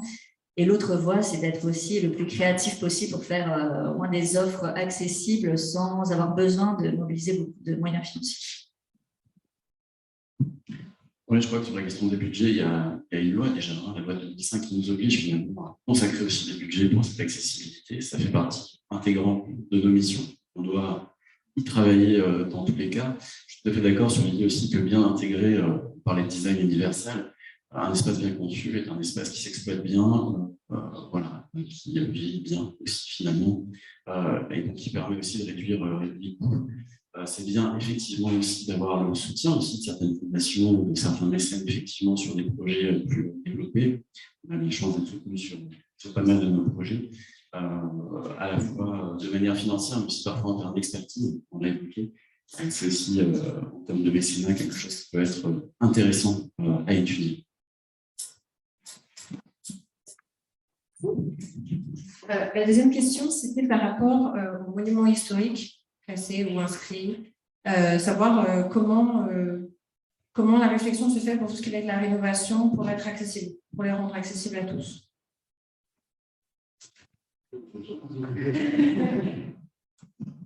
Ouais, c'est une question qui est passionnante. J'ai commencé en 2005 sur la question d'accessibilité justement au Louvre, et on me rappelait souvent qu'il n'y avait que 2 ascenseurs dans les années 70 au musée du Louvre. Aujourd'hui, il y en a beaucoup plus. On peut mettre en accessibilité des bâtiments, des musées. Je vous invite à aller découvrir le nouveau musée de Cluny qui va ouvrir le 12 mai. J'ai un attachement particulier pour cette maison. Le cœur de ce projet de rénovation, c'est l'accessibilité. On peut effectivement, dans des monuments classés, inscrits, faire un travail d'accessibilité fin, intéressant pour l'ouvrir à tous les publics. Il y a aussi des moyens de compensation. Mais je pense qu'aujourd'hui, on a des architectes qui ont des moyens d'être assez créatifs pour rendre nos lieux accessibles. Effectivement, j'ajoute juste, c'est vrai que ça ajoute des contraintes parce qu'il y a des spécialistes qui guident quand même les musées pour savoir ce qu'on a le droit de faire, pas de faire. Monument historique, par exemple, à Chaillot, on n'avait pas du tout le droit de bouger l'extérieur, et puis bouger que l'intérieur, et puis pareil, avec des règles assez précises pour respecter le bâtiment. Dans nos sites, on a aussi, par exemple, le château de Brest, on a la citadelle de Port-Louis qui est en face de Lorient, c'est des bâtiments assez anciens, mais on a un agenda d'accessibilité programmé où on s'engage sur des travaux de mise en accessibilité. Voilà, avec des contraintes supplémentaires du fait du bâtiment, mais c'est complètement possible, évidemment aujourd'hui également accessible. Je pense juste à un projet pour le château de Brest, justement. C'est difficile de mettre des ascenseurs partout, il y a beaucoup d'escaliers, c'est des vieilles pierres. Donc là, il y a un projet de rénovation d'une seule tour, la tour Madeleine, Donc, il y a 3 étages qui vont être accessibles et il y aura un espace d'interprétation qui permettra aux visiteurs en situation de handicap moteur, notamment, d'avoir accès à du contenu du musée, avoir peut-être des visites virtuelles des autres espaces qu'ils ne pourraient pas visiter.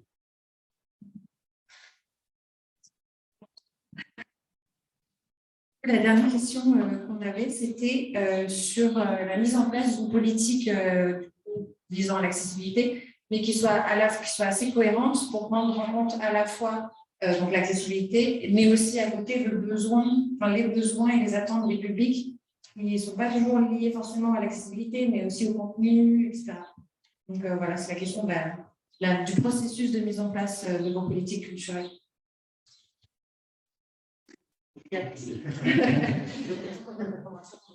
Oui, mais en fait, c'était un peu, comment vous le ressentez-vous en tant que professionnel du secteur?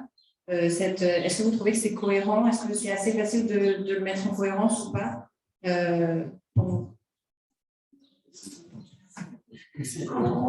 La question est complexe, mais je vais essayer d'y répondre de cette manière. Aujourd'hui, on a beaucoup finalement des publics. C'est moins la question d'avoir des retours que de les utiliser, de les collecter, de les centraliser. Il y a des outils d'ailleurs pour ça aussi. Aujourd'hui, vous avez un standard qui va être en lien avec des plateformes justement d'évaluation touristique. Donc les données sont nombreuses, elles sont existantes. La vraie question aujourd'hui, c'est comment on les centralise, effectivement, comment on les traite. Donc c'est des vrais enjeux aussi pour nous. Comment on mutualise entre nos études, entre ces possibilités aussi de retour de nos visiteurs, comme on laisse aussi finalement des espaces aux visiteurs pour s'exprimer, nous faire un retour, systématiser par exemple les questionnaires qualitatifs à la fin d'une visite. Donc voilà, on a beaucoup d'outils aujourd'hui. Encore une fois, comment on les centralise, comment on les exploite, c'est d'excellentes questions pour nous.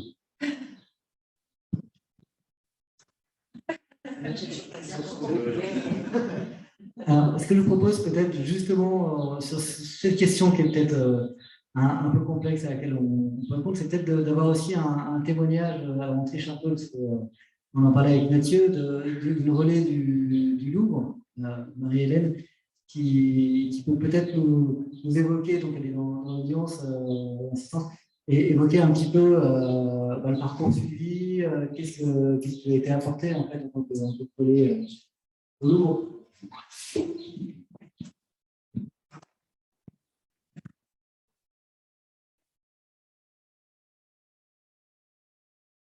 Bonjour à tous. Du coup, ta question, pardon, Antoine? C'est moi qui déclare un peu le parcours. Oui, ok. Ouais. Alors du coup, donc oui, moi je suis relais au Louvre et détenteur de la carte clé depuis octobre 2021 en partenariat avec la Fondation Arexplora. J'ai la chance d'accompagner un groupe de jeunes adolescents qui sont en 3e seconde, qui sont soutenus par les apprentis d'Auteuil. Donc c'est des jeunes qui ont soit des difficultés scolaires, soit qui ont eu des difficultés familiales et qui n'ont pas, là, sur 8-10 personnes, 10 jeunes, il y en avait que 80% n'avaient jamais été au Louvre jusqu'à présent, alors qu'ils habitaient en Île-de-France. Oui, ça résonne peut-être, non? Ça va? Vous m'entendez bien, oui. Donc, l'enjeu pour moi en tant que relais, sachant que j'ai un binôme qui s'appelle Marie-Luce, qui travaille avec moi pour accompagner ces jeunes, donc c'était leur faire découvrir le Louvre, déjà mettre un pied dans cette institution qui est souvent... qui fait peur, tout simplement, tellement c'est un bateau muséal énorme.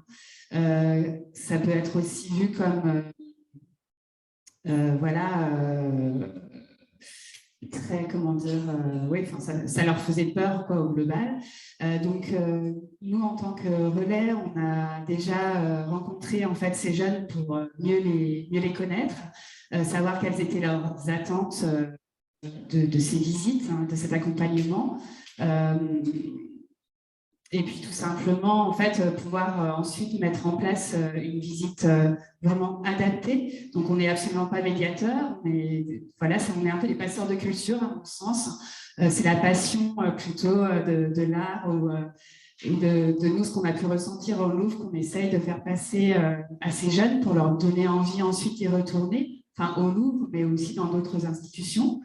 Alors pour l'instant, moi avec mon groupe des apprentis, on est allé, on a fait 2 visites pour l'instant. Une première visite pour qu'ils découvrent le Louvre, l'histoire du Louvre. Donc c'était le Louvre médiéval. Et ensuite, on est allé dans la galerie de l'eau, puis on a été voir la Joconde. Donc c'était un moment fort, mais aussi peut-être plus accessible. Avec voilà, le côté château fort aussi du Louvre, etc. Et puis là, on est parti ensuite sur la section égyptienne. On a fait des liens avec leur spécialisation. Ils vont devenir des personnes qui vont œuvrer pour le soin de la personne. Donc, on a fait des parallèles entre leur futur professionnel et les œuvres qui sont présentées au Louvre. Alors, ce qui est génial, c'est que le Louvre, en fait, met à disposition des relais vraiment des formations très solides et de tout type, des formations autant pour nous aider à la prise de parole, puisque ce n'est pas forcément évident déjà de se repérer au Louvre, tout simplement, mais aussi de prendre la parole devant ces jeunes avec tout l'environnement du Louvre. Donc, le Louvre accompagne tant sur finalement le fond et la forme. Il y a vraiment, pour le côté fond, il y a des formations dans tous les sens, c'est vraiment génial, sur tous les thèmes, que ce soit en visio, présentiel, sur Internet. Et puis, effectivement, c'est très important aussi que le Louvre accompagne voilà, les relais sur la façon dont on peut parler à des jeunes, plus jeunes, ou à des plus âgés, ou des personnes avec des handicaps. Et donc là-dessus, voilà, le Louvre fait un travail assez incroyable. Et donc, le résultat aujourd'hui, c'est que moi, les jeunes que j'accompagne, dès la première fois, en fait, nous ont dit à la fin ah bon, mais je peux vraiment aller tout seul au Louvre, hein. Je peux y aller, c'est gratuit, je peux y aller vraiment comme ça. Ils n'y croyaient pas. Et du coup, ils nous ont posé 4 fois la question quand même. Et maintenant, là, sur la deuxième visite, ils nous ont dit qu'en fait, ils avaient envie d'avoir plus de temps pour eux quand on passait dans les salles. Donc, on voit qu'ils se sont déjà appropriés finalement les salles du Louvre, qui sont beaucoup plus à l'aise, que ça ne leur fait plus peur. Au début, ils avaient même du mal à nous dire leur prénom et à nous parler, hein, c'est pour vous dire. Donc, on a quand même déjà passé un cap. Et moi, je trouve que c'est quand même la magie aussi du relais culturel, c'est qu'on met en place un vrai lien avec ces jeunes. Et on n'est pas juste un médiateur, il y a un côté voilà, humain. On passe des choses et voilà. Et j'ai beaucoup parlé, moi, en fait. Je suis en train de... Donc voilà, merci Lou. Et puis si vous avez du temps, je vous voilà, essayer de vous renseigner peut-être et d'essayer cette belle expérience de 4 relais au Louvre ou ailleurs. C'est vraiment quelque chose à vivre. C'était effectivement un petit retour d'expérience en lien avec la dernière question, mais qui était voilà, en fait, qui permettait peut-être d'y répondre partiellement, mais la réponse était complexe. Est-ce qu'il y aurait d'autres questions dans l'assistance? Ouais.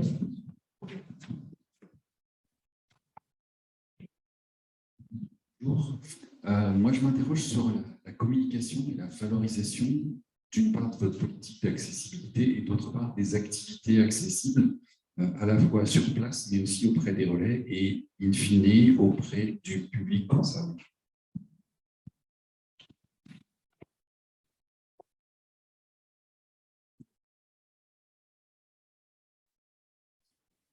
Déjà une activité.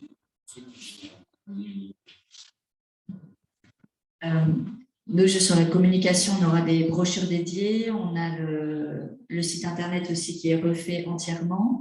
Ce qu'on ne sait pas encore, c'est que dans le cadre de la rénovation, on va avoir sans doute des articles de presse, mais plutôt sur l'ouverture en général. Ça va être difficile d'avoir des articles sur l'accessibilité, mais on a déjà été cité dans un article du Monde pour l'espace mausolée, donc on était très contents. Voilà, donc ça va être une communication institutionnelle, une communication...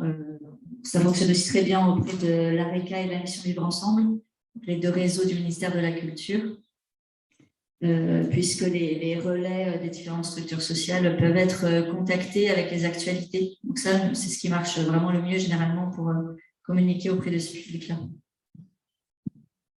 Oui, c'est une vraie question, la question de la communication, parce qu'à mon sens, il y a deux volets. La communication plus générale auprès de tous les publics, pour témoigner à la fois de son accessibilité et faire connaître aussi, par exemple, à l'entourage des personnes handicapées, les dispositifs qui existent. On incitait toujours, au Louvre en tout cas, pour communiquer dans nos brochures généralistes sur l'accessibilité. Premier point, on a aussi le label Tourisme et Handicap, qui signale l'accessibilité d'un lieu, mais aussi mettre en place une accessibilité dédiée, précise. La loi de 2005, c'est aussi un droit à l'information, avec un message qui est accessible.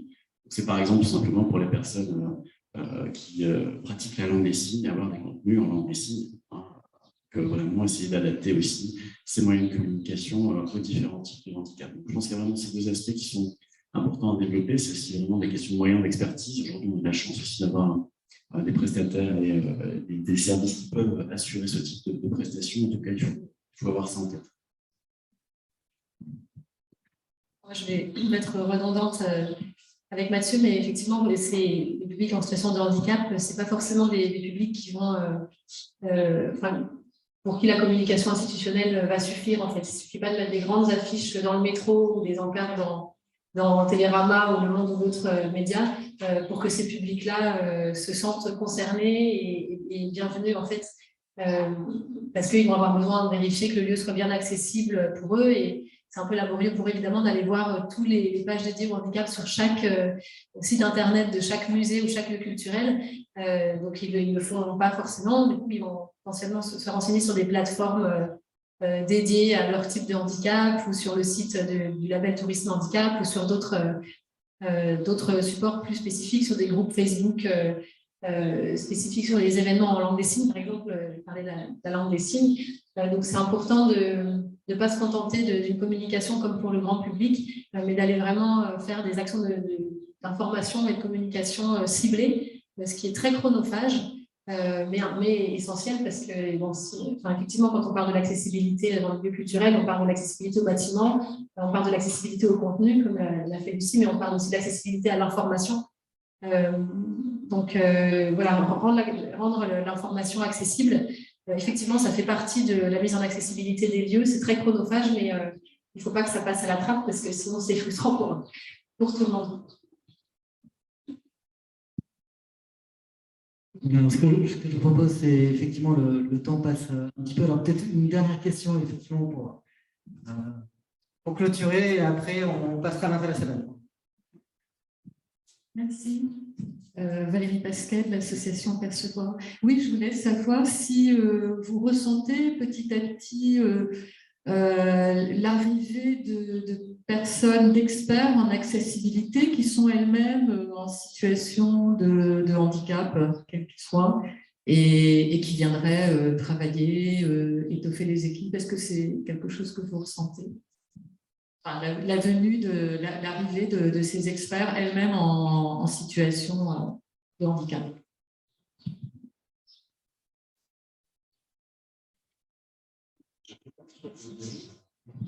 Deux exemples qui viennent immédiatement en tête. Ça fait longtemps qu'on travaille avec les personnes effectivement en situation de handicap. Je pense à Welcome Rest, par exemple, qui travaille à la Cité des Sciences, avec qui on a aussi beaucoup collaboré.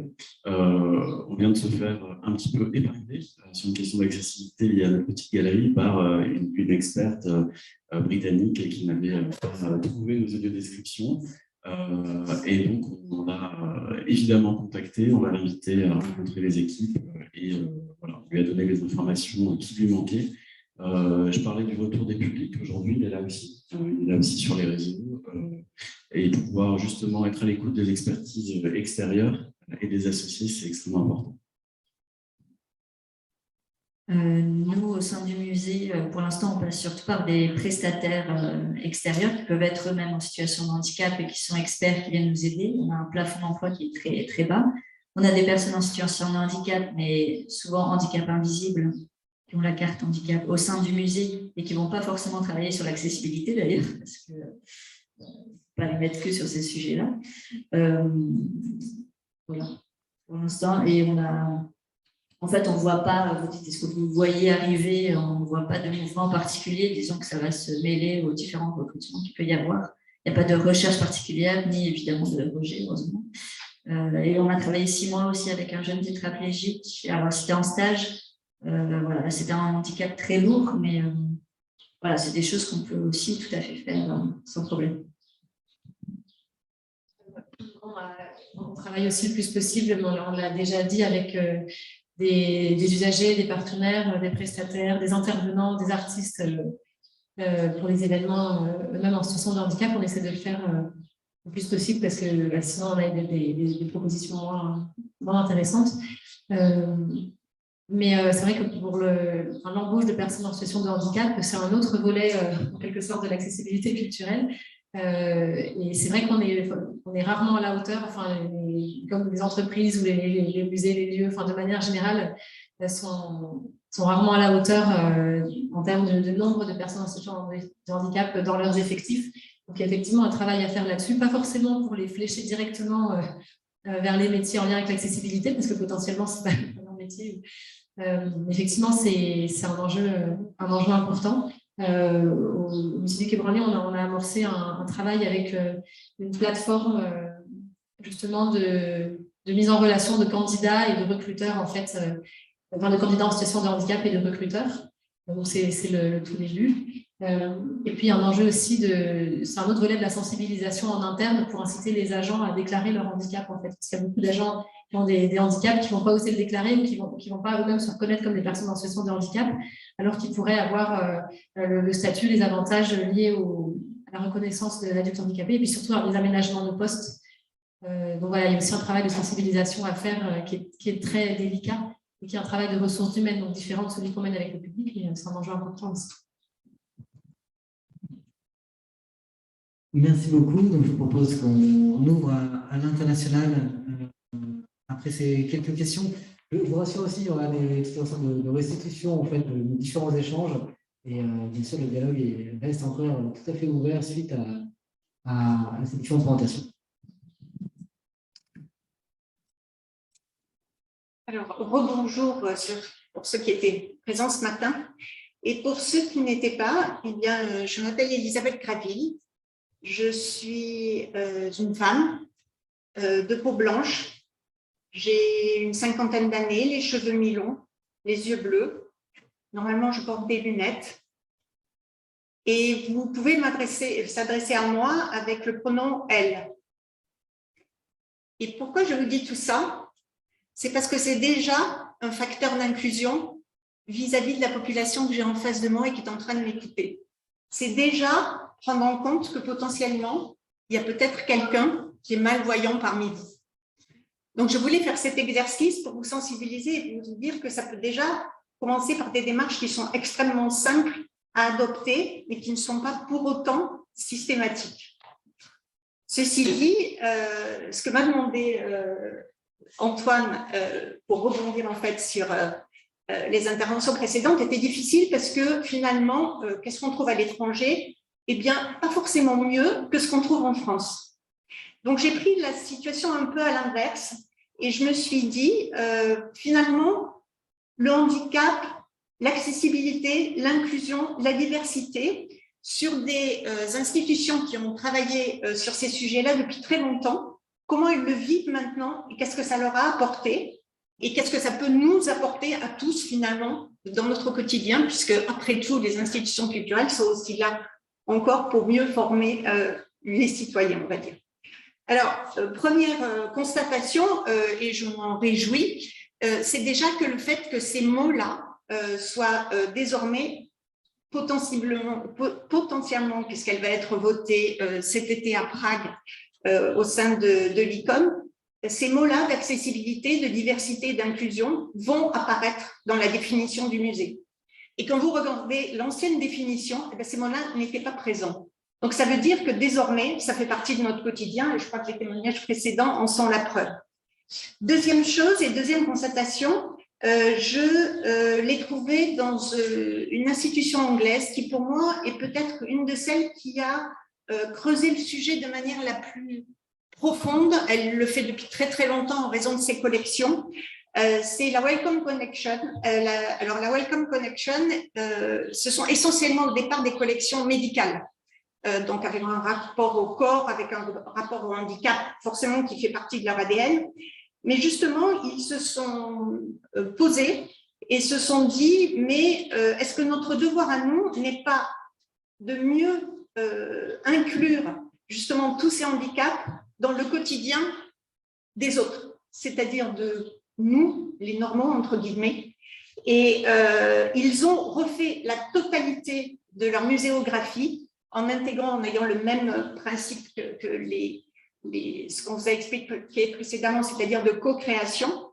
Et la nouvelle muséographie a pour but finalement de faire que tout visiteur va changer son regard et finalement intégrer l'ensemble des gens qui vont visiter le musée comme des humains à part entière. Et il se pose la question, qu'est-ce qui fait qu'on est humain avant tout? La deuxième chose, et d'ailleurs le petit clin d'œil et la petite provocation que vous avez sur la gauche, je ne sais pas si vous le voyez bien, mais la petite urne, c'est « Help the normals ».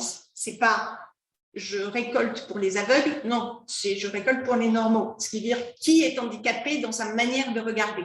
C'était ce type d'interrogation que provoquait la Wellcome Collection.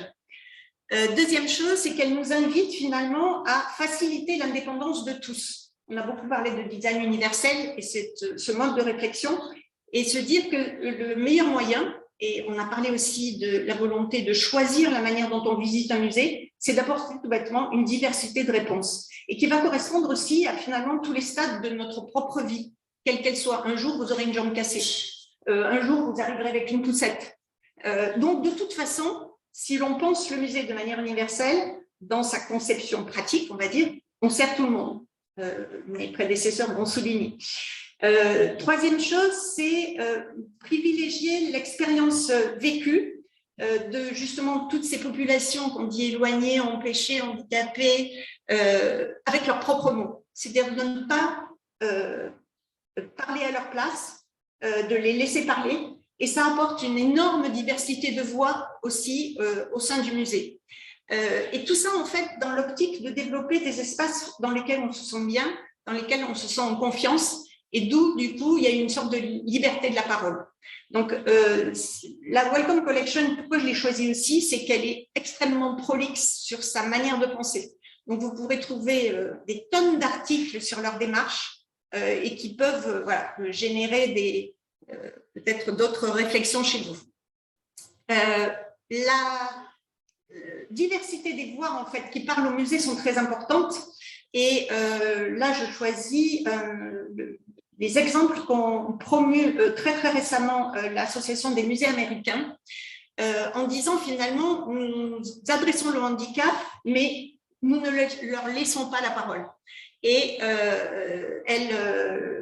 l'Association des musées américains prenait en exemple en fait tous ces jeunes gens, on en revient à notre rencontre du matin, qui osent maintenant prendre la parole ouvertement, qui osent se montrer en tant qu'humains.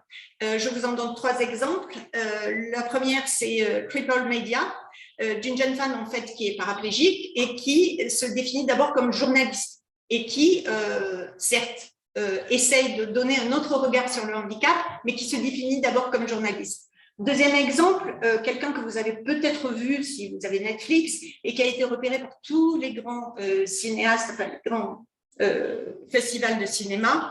C'est une jeune cinéaste qui est amputée et qui s'appelle Ashley Keane et qui, là aussi, donne un autre regard du handicap, encore une fois en disant « je suis d'abord humain et j'ai des espoirs et j'ai des envies et aidez-moi à les accomplir ». Troisième exemple, peut-être vous l'avez vu dans le métro parce que la campagne Adidas a été beaucoup promentionnée dans le métro à Paris aussi, avec un jeu de mots. Alors, là, c'est à peu près, vous le voyez bien. En fait, la marque d'Adidas, c'est supposé être un M. Et ce qui fait que quand vous le lisez, c'est I'm possible. Et avec un jeu de mots sur impossible. Donc, c'est cette volonté aussi de dépasser le handicap et de se montrer tel qu'on est en tant qu'humain. Et les musées américains disaient, mais finalement, laissez-leur la parole, donnez-leur vos outils de social media, intégrez le handicap différemment, pour qu'ils parlent différemment et peut-être apporter une nouvelle voix au musée. Dans cette optique, il m'a paru intéressant de vous parler également là d'un exemple qui vient aussi des Pays-Bas, du AB Museum d'Eindhoven, qui là aussi est un musée qui pratique justement toutes ces notions de handicap depuis très longtemps. C'est un des premiers musées, par exemple, à avoir installé un robot pour permettre des visites à distance dès 2015. C'est un musée qui a vraiment une politique extensive, alors je dirais sur tous les champs de handicap possibles et imaginables. Mais ce qui est là d'intéressant, c'est peut-être son motto, c'est qu'en gros, un musée accessible est bon pour tout le monde. Pourquoi? Parce qu'il y a peut-être 10% de handicapés, c'est d'abord une nécessité d'adapter le musée. Pour 40%, c'est très souhaitable. Je vous parlais du fait de vieillir. Mais pour tous, cela augmente le confort de la visite. On nous l'a dit précédemment. Mais ils sont allés encore un cran plus loin. C'est qu'en fait, à force, tel que le disait Clémence, de réfléchir à tous ces publics qui sont en manque d'un sens, finalement, on en devient plus créatif sur les autres. Et le musée a dit, mais tout ce que j'ai accumulé en capacité multisensorielle, pourquoi j'en ferais pas un lieu d'exposition et un lieu de médiation particulier? Alors, c'est une exposition, si jamais vous allez aux Pays-Bas et que vous passez à Eindhoven, qui a lieu en ce moment, qui s'appelle Cross Connection, et qui vous permet d'aborder les œuvres avec vos 5 sens et avec l'ensemble de votre corps. Ils ont même développé des parfums, ils ont développé des choses en 3D. Enfin, donc, et la particularité, c'est qu'en fait, alors certes, il y a des visites qui sont destinées, on va dire, à certaines personnes qui ont certains handicaps, mais c'est vraiment une visite ouverte à tout le monde. Et l'objectif, c'est que tout le monde s'en empare. Et ça crée des discussions, c'est très intéressant de lire aussi leur blog, ça crée des discussions en fait entre visiteurs qui jusqu'alors aussi ne se parlaient pas. Dans le même sens, et là aussi pour vous dire qu'on a parlé de, effectivement, budget de ces notions d'accessibilité qui sont parfois lourdes et qui peuvent, pour de petits musées, être lourdes en temps, cela prend, être lourdes en budget. J'ai voulu vous trouver là aussi encore des petits musées qui se sont emparés de ces notions d'accessibilité et d'une manière très intelligente et surtout qui finalement a rebondi sur leur propre pratique également. Alors c'est en Angleterre cette fois-ci, les Barnley Museums, c'est un petit groupement de musées, ont sorti ils ont travaillé sur les notions d'accessibilité et ils ont sorti là aussi un petit livret sur l'allégorie des sens. Ça rebondit un peu sur le Barnley Museum. Et ils demandent à leurs visiteurs de regarder une œuvre en pensant à une odeur, en pensant à un objet qu'ils aimeraient toucher. Donc, c'est aussi une sollicitation finalement qui vient de leur culture de l'accessibilité et qu'ils passent à tous leurs visiteurs sur leurs œuvres. Et ils ont rebondi sur quelque chose, un langage qu'on appelle le Makaton, je vous avoue que je l'ai découvert à cette occasion-là, qui est une sorte de langage qui est un langage simplifié et aussi à base de signes, qui est souvent utilisé dans les maternelles, qui est développé dans 50 pays. Je pense qu'il est aussi développé en France, je n'ai pas vérifié, mais qui permet en fait, d'avoir un discours très bref sur une œuvre. Et ils ont été très intelligents puisque maintenant, ils produisent des petites capsules vidéo. Et là, je crois qu'il y a tous les community managers qui vont se jeter sur le Makaton ce soir, parce qu'ils sont des chouettes, une nouvelle idée de faire des shorts vidéo. Eh bien, ils présentent toutes leurs œuvres sous ce système-là, accessible à tout le monde, et ils alimentent leurs réseaux sociaux en permanence. Donc, vous voyez à quel point, en fait, s'emparer de ces sujets-là permet aussi d'améliorer nos propres pratiques sur bien des points.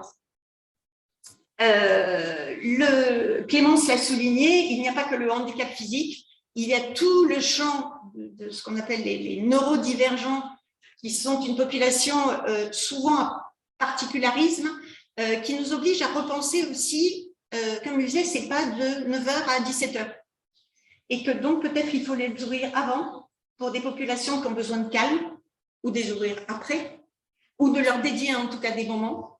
Et donc, c'est une manière aussi de repenser la disponibilité du musée vis-à-vis de l'ensemble de la population. On parlait des sensory maps. Je crois que les sensory maps, enfin, je sais pas, maintenant, moi, systématiquement, j'en prends une quand je visite un musée. Pourquoi? Parce qu'il y a des moments où j'en ai ras-le-bol. La muséum fatigue, dont on parle, la fameuse fatigue muséale, tout le monde y a été confronté. Et ce temps de repos dont on a besoin, ne serait-ce que pour apprécier les œuvres, eh ben, on est ravis d'avoir cette sensory dans les mains. Et je vous ai mis à votre droite un tweet que vous repérerez ultérieurement, mais qui est une très longue discussion entre professionnels de musée, justement sur comment on peut finalement généraliser ces types de circulation et de points d'intérêt, de repos dans nos musées pour améliorer la visite. Donc, vous voyez à quel point on rebondit sur plein de choses derrière. L'accessibilité, ce n'est pas juste de la contrainte pour un musée. Ça libère énormément de champs. Juste une chose sur The Neurodiverse Museum, c'est une source absolument phénoménale, entre autres sur l'autisme, sur l'Alzheimer. Vous pouvez trouver un champ des possibles vraiment impressionnant. Donc, source très importante anglaise. Et bien sûr, je ne peux que terminer par l'agisme et tout ce qui est bien-être, et qui, et là aussi nos interlocuteurs précédents l'ont mentionné, ça ouvre sur des interrogations sur ce fameux musée digital.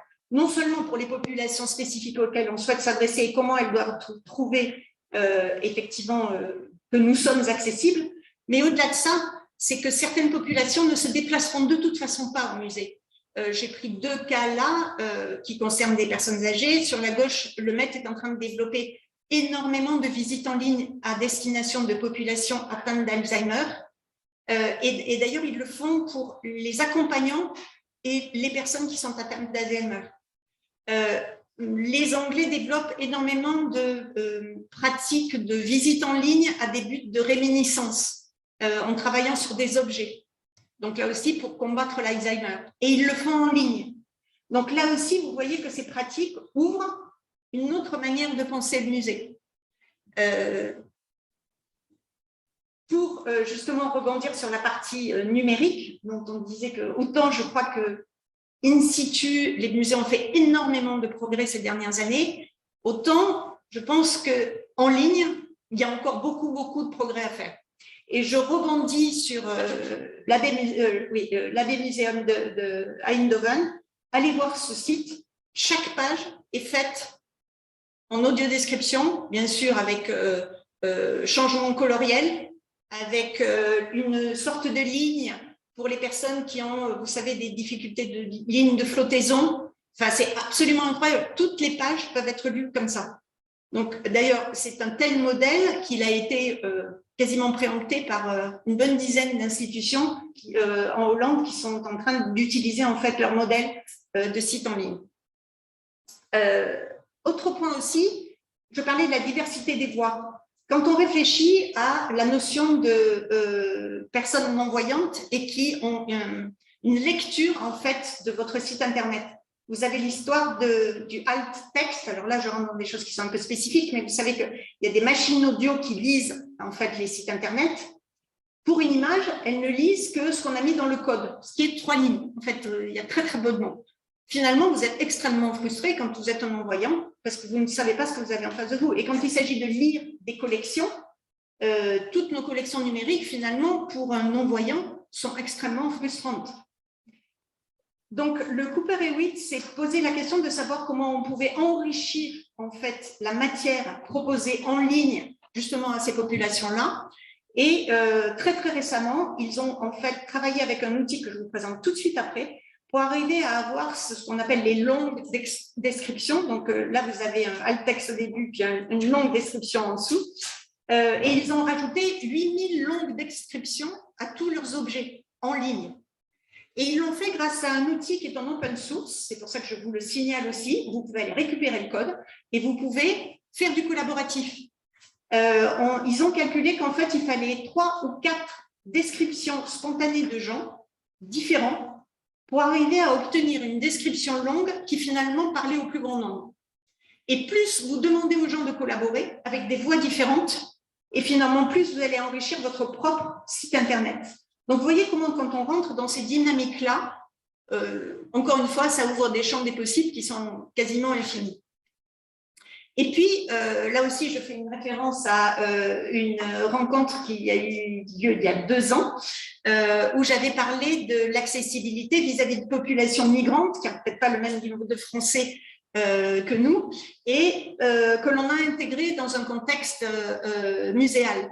Et on s'est aperçu, alors c'est peut-être spécifique à certaines collections dont ces gens-là sont originaires, mais qu'ils étaient capables en fait de enrichir énormément les descriptifs de ces objets et la contextualisation de ces objets. Donc vous voyez aussi, encore une fois, finalement c'est le musée qui est bénéficiaire presque plus que les populations auxquelles on s'adresse au final, alors que ça fait partie de nos missions bien évidemment. Deux petites sources d'outils. À gauche, c'est simplement d'avoir les posters sous les yeux tout le temps. Je crois qu'elles l'ont souligné, c'est dur de convaincre. Quand on passe dans votre bureau, s'il y a en gros les affiches de tout ce qu'il faut faire en termes d'accessibilité, c'est bien, parce qu'au moins ça reste dans la tête des gens. Et à droite, c'est nos amis suisses qui ont fait une compilation absolument extraordinaire de bonnes pratiques autour de toutes les notions d'accessibilité, mais alors vraiment au sens large. Donc, allez-y, il y a une partie en allemand, mais qui est très courte. La partie française est beaucoup plus riche.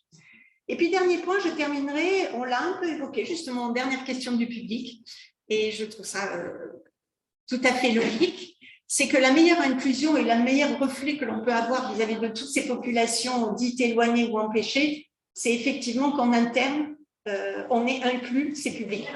Et je vous donne deux sources. Alors, une source qui est très, très récente, puisque ce sont nos amis belges qui ont réfléchi sur le sujet pas plus tard que ce mois-ci. Donc, ils ont fait un compte-rendu, allez le lire. Et un autre exemple qui est quand même, alors je vais contrer, Paul n'est plus là, mais il le saura, je vais contrer Versailles avec cet exemple. C'est la community manager du Black Country Living Museum, qui a quand même battu tous les records d'introduction d'un musée sur TikTok, puisqu'ils en sont à... alors, ça c'est la vie adapte un peu, mais ils ont dépassé les 600 000 abonnés sur leur compte, et elle est autiste.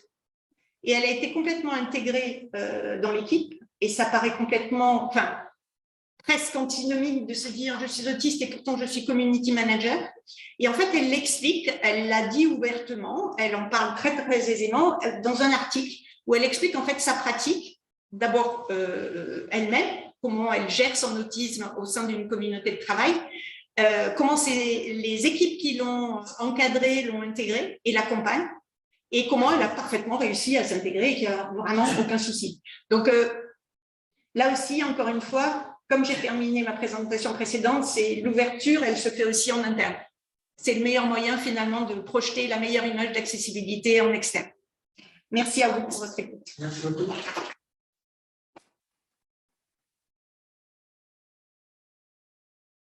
Ça permet de reboucler aussi avec la dernière question qu'on avait eue. Donc, une petite synthèse d'Emeline, ça rapprochait un peu les idées par rapport à la densité de ces différents échanges. Et après, je vous propose qu'on prenne 5 minutes de pause avant d'accueillir la dernière rencontre pour ceux et celles qui souhaitent poursuivre jusqu'au bout et qui attendent avec impatience aussi l'atelier de dégustation champagne. Et donc, on poursuivra avec les tiers-lieux pour la dernière thématique. Alors, c'est beaucoup trop petit pour vous qui êtes en présentiel, donc je vais zoomer et je vais me faire la voix, le porte-parole de cette planche, pour vous aider à décrypter et ancrer les messages de ce matin. Donc, on a parlé de l'accessibilité des publics avec une introduction sur la définition de l'accessibilité en parlant notamment des publics éloignés et également des publics empêchés. Il y a eu quelques dates qui ont été rappelées de différentes lois et conventions. Le label tourisme et handicap a été évoqué également des enjeux à l'échelle locale et internationale. Nous avons eu 3 interventions, à commencer par Lucie Aert du Musée national de la Marine, qui parlait de favoriser l'accueil de tous au musée. L'objectif, c'est d'aller plus loin que la loi, à travers notamment une alliance d'experts, et donc la mise en œuvre d'adaptations scénographiques, de l'accès à l'information, des bulles de ressourcement, l'accessibilité du contenu et des activités de médiation inclusive. Clémence Gros du musée du Quai Branly-Jacques Chirac, elle, a pas mal insisté sur donner le choix aux visiteurs. C'est l'accessibilité universelle, mais aussi des offres sur mesure. Elle a rappelé que le musée était plus récent, également probablement plus accessible que certaines institutions plus anciennes. Donc, donner le choix aux visiteurs, soit accéder à un parcours grand public, soit à des offres sur mesure, avec également une organisation en interne, des jalons de rendu, des groupes de travail avec les personnes concernées et les associations. Et enfin, Mathieu Decrène du Louvre a insisté sur l'importance des relais. Le meilleur moyen de visiter un musée, c'est d'être accompagné par quelqu'un qui le connaît. Le Louvre déploie différents piliers de formation, des partenariats structurants et des rencontres hors les murs pour recruter, travailler sur le parcours et la fidélisation de ces relais. Les relais qui ont accès donc à une carte, à des actualités, des événements et également des dispositifs déployés en digital. Ensuite, il y a eu un temps d'échange animé par Antoine. Donc, la question de l'implication en interne, on remarque qu'il y a une sensibilité personnelle autour du handicap. Donc, la direction doit être impliquée, se sentir impliquée. Comment? À travers des ateliers de sensibilisation et également peut-être utiliser la voix des experts, des assistances à maîtrise d'ouvrage par exemple, des experts externes à l'institution, j'entends. Et également l'importance de rendre les dispositifs visibles pour valoriser tout ce travail. La question suivante portait sur la démarche et l'intérêt pour les autres publics. Donc, il y a eu beaucoup de discussions autour des communautés, de la co-construction, des dialogues, des comités d'usagers, encore une fois les relais, pour créer de nouvelles idées, tester également les approches et, à travers la contrainte, générer plus de créativité. On remarque que les cartels ou les fiches en langue facile à lire et à comprendre, c'est plus simple pour tout le monde au final. Et solliciter plusieurs avis demandera également de l'arbitrage. Ensuite, la question de l'évaluation des actions. Donc, il y a des mesures quantitatives, bien sûr, également des mesures plus qualitatives à travers des recherches universitaires ou des retours directs des publics, et notamment grâce à la face cachée du public, donc les accompagnants ou les agents d'accueil qui connaissent très bien les publics et qui peuvent aussi s'exprimer et faire des retours pertinents. Et pour les institutions qui n'ont pas encore ouvert, bon, c'est trop tôt, il faut tester en vrai. Et enfin, les enjeux. Donc, pour certains, il s'agit d'ouvrir les portes, de concrétiser tout ça après la conception, de relancer le réseau. Également un enjeu de maintenir le niveau d'exigence. Pardon, je vais enlever le message qui termine. Maintenir le niveau d'exigence à chaque exposition et pas se reposer sur ses acquis. Également, réenchanter le musée et repenser les politiques des publics. Je n'ai pas tracé toutes vos questions.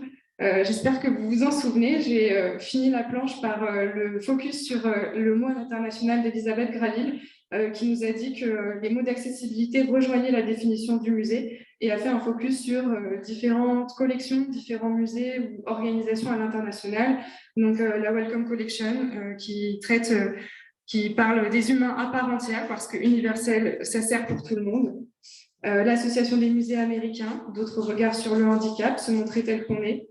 Aux Pays-Bas, la possibilité d'aborder les œuvres avec vos 5 sens. Le Macathon, ce langage simplifié qui peut être utilisé dans des publications sur les réseaux sociaux. Également la disponibilité du musée qui peut être repensée avec ses temps de repos et la sensory map. Également l'agisme et le bien-être avec la question du numérique qui se pose. Et le dernier point qui était s'approprier l'accessibilité en interne, que j'avais plus de place. Merci à tous.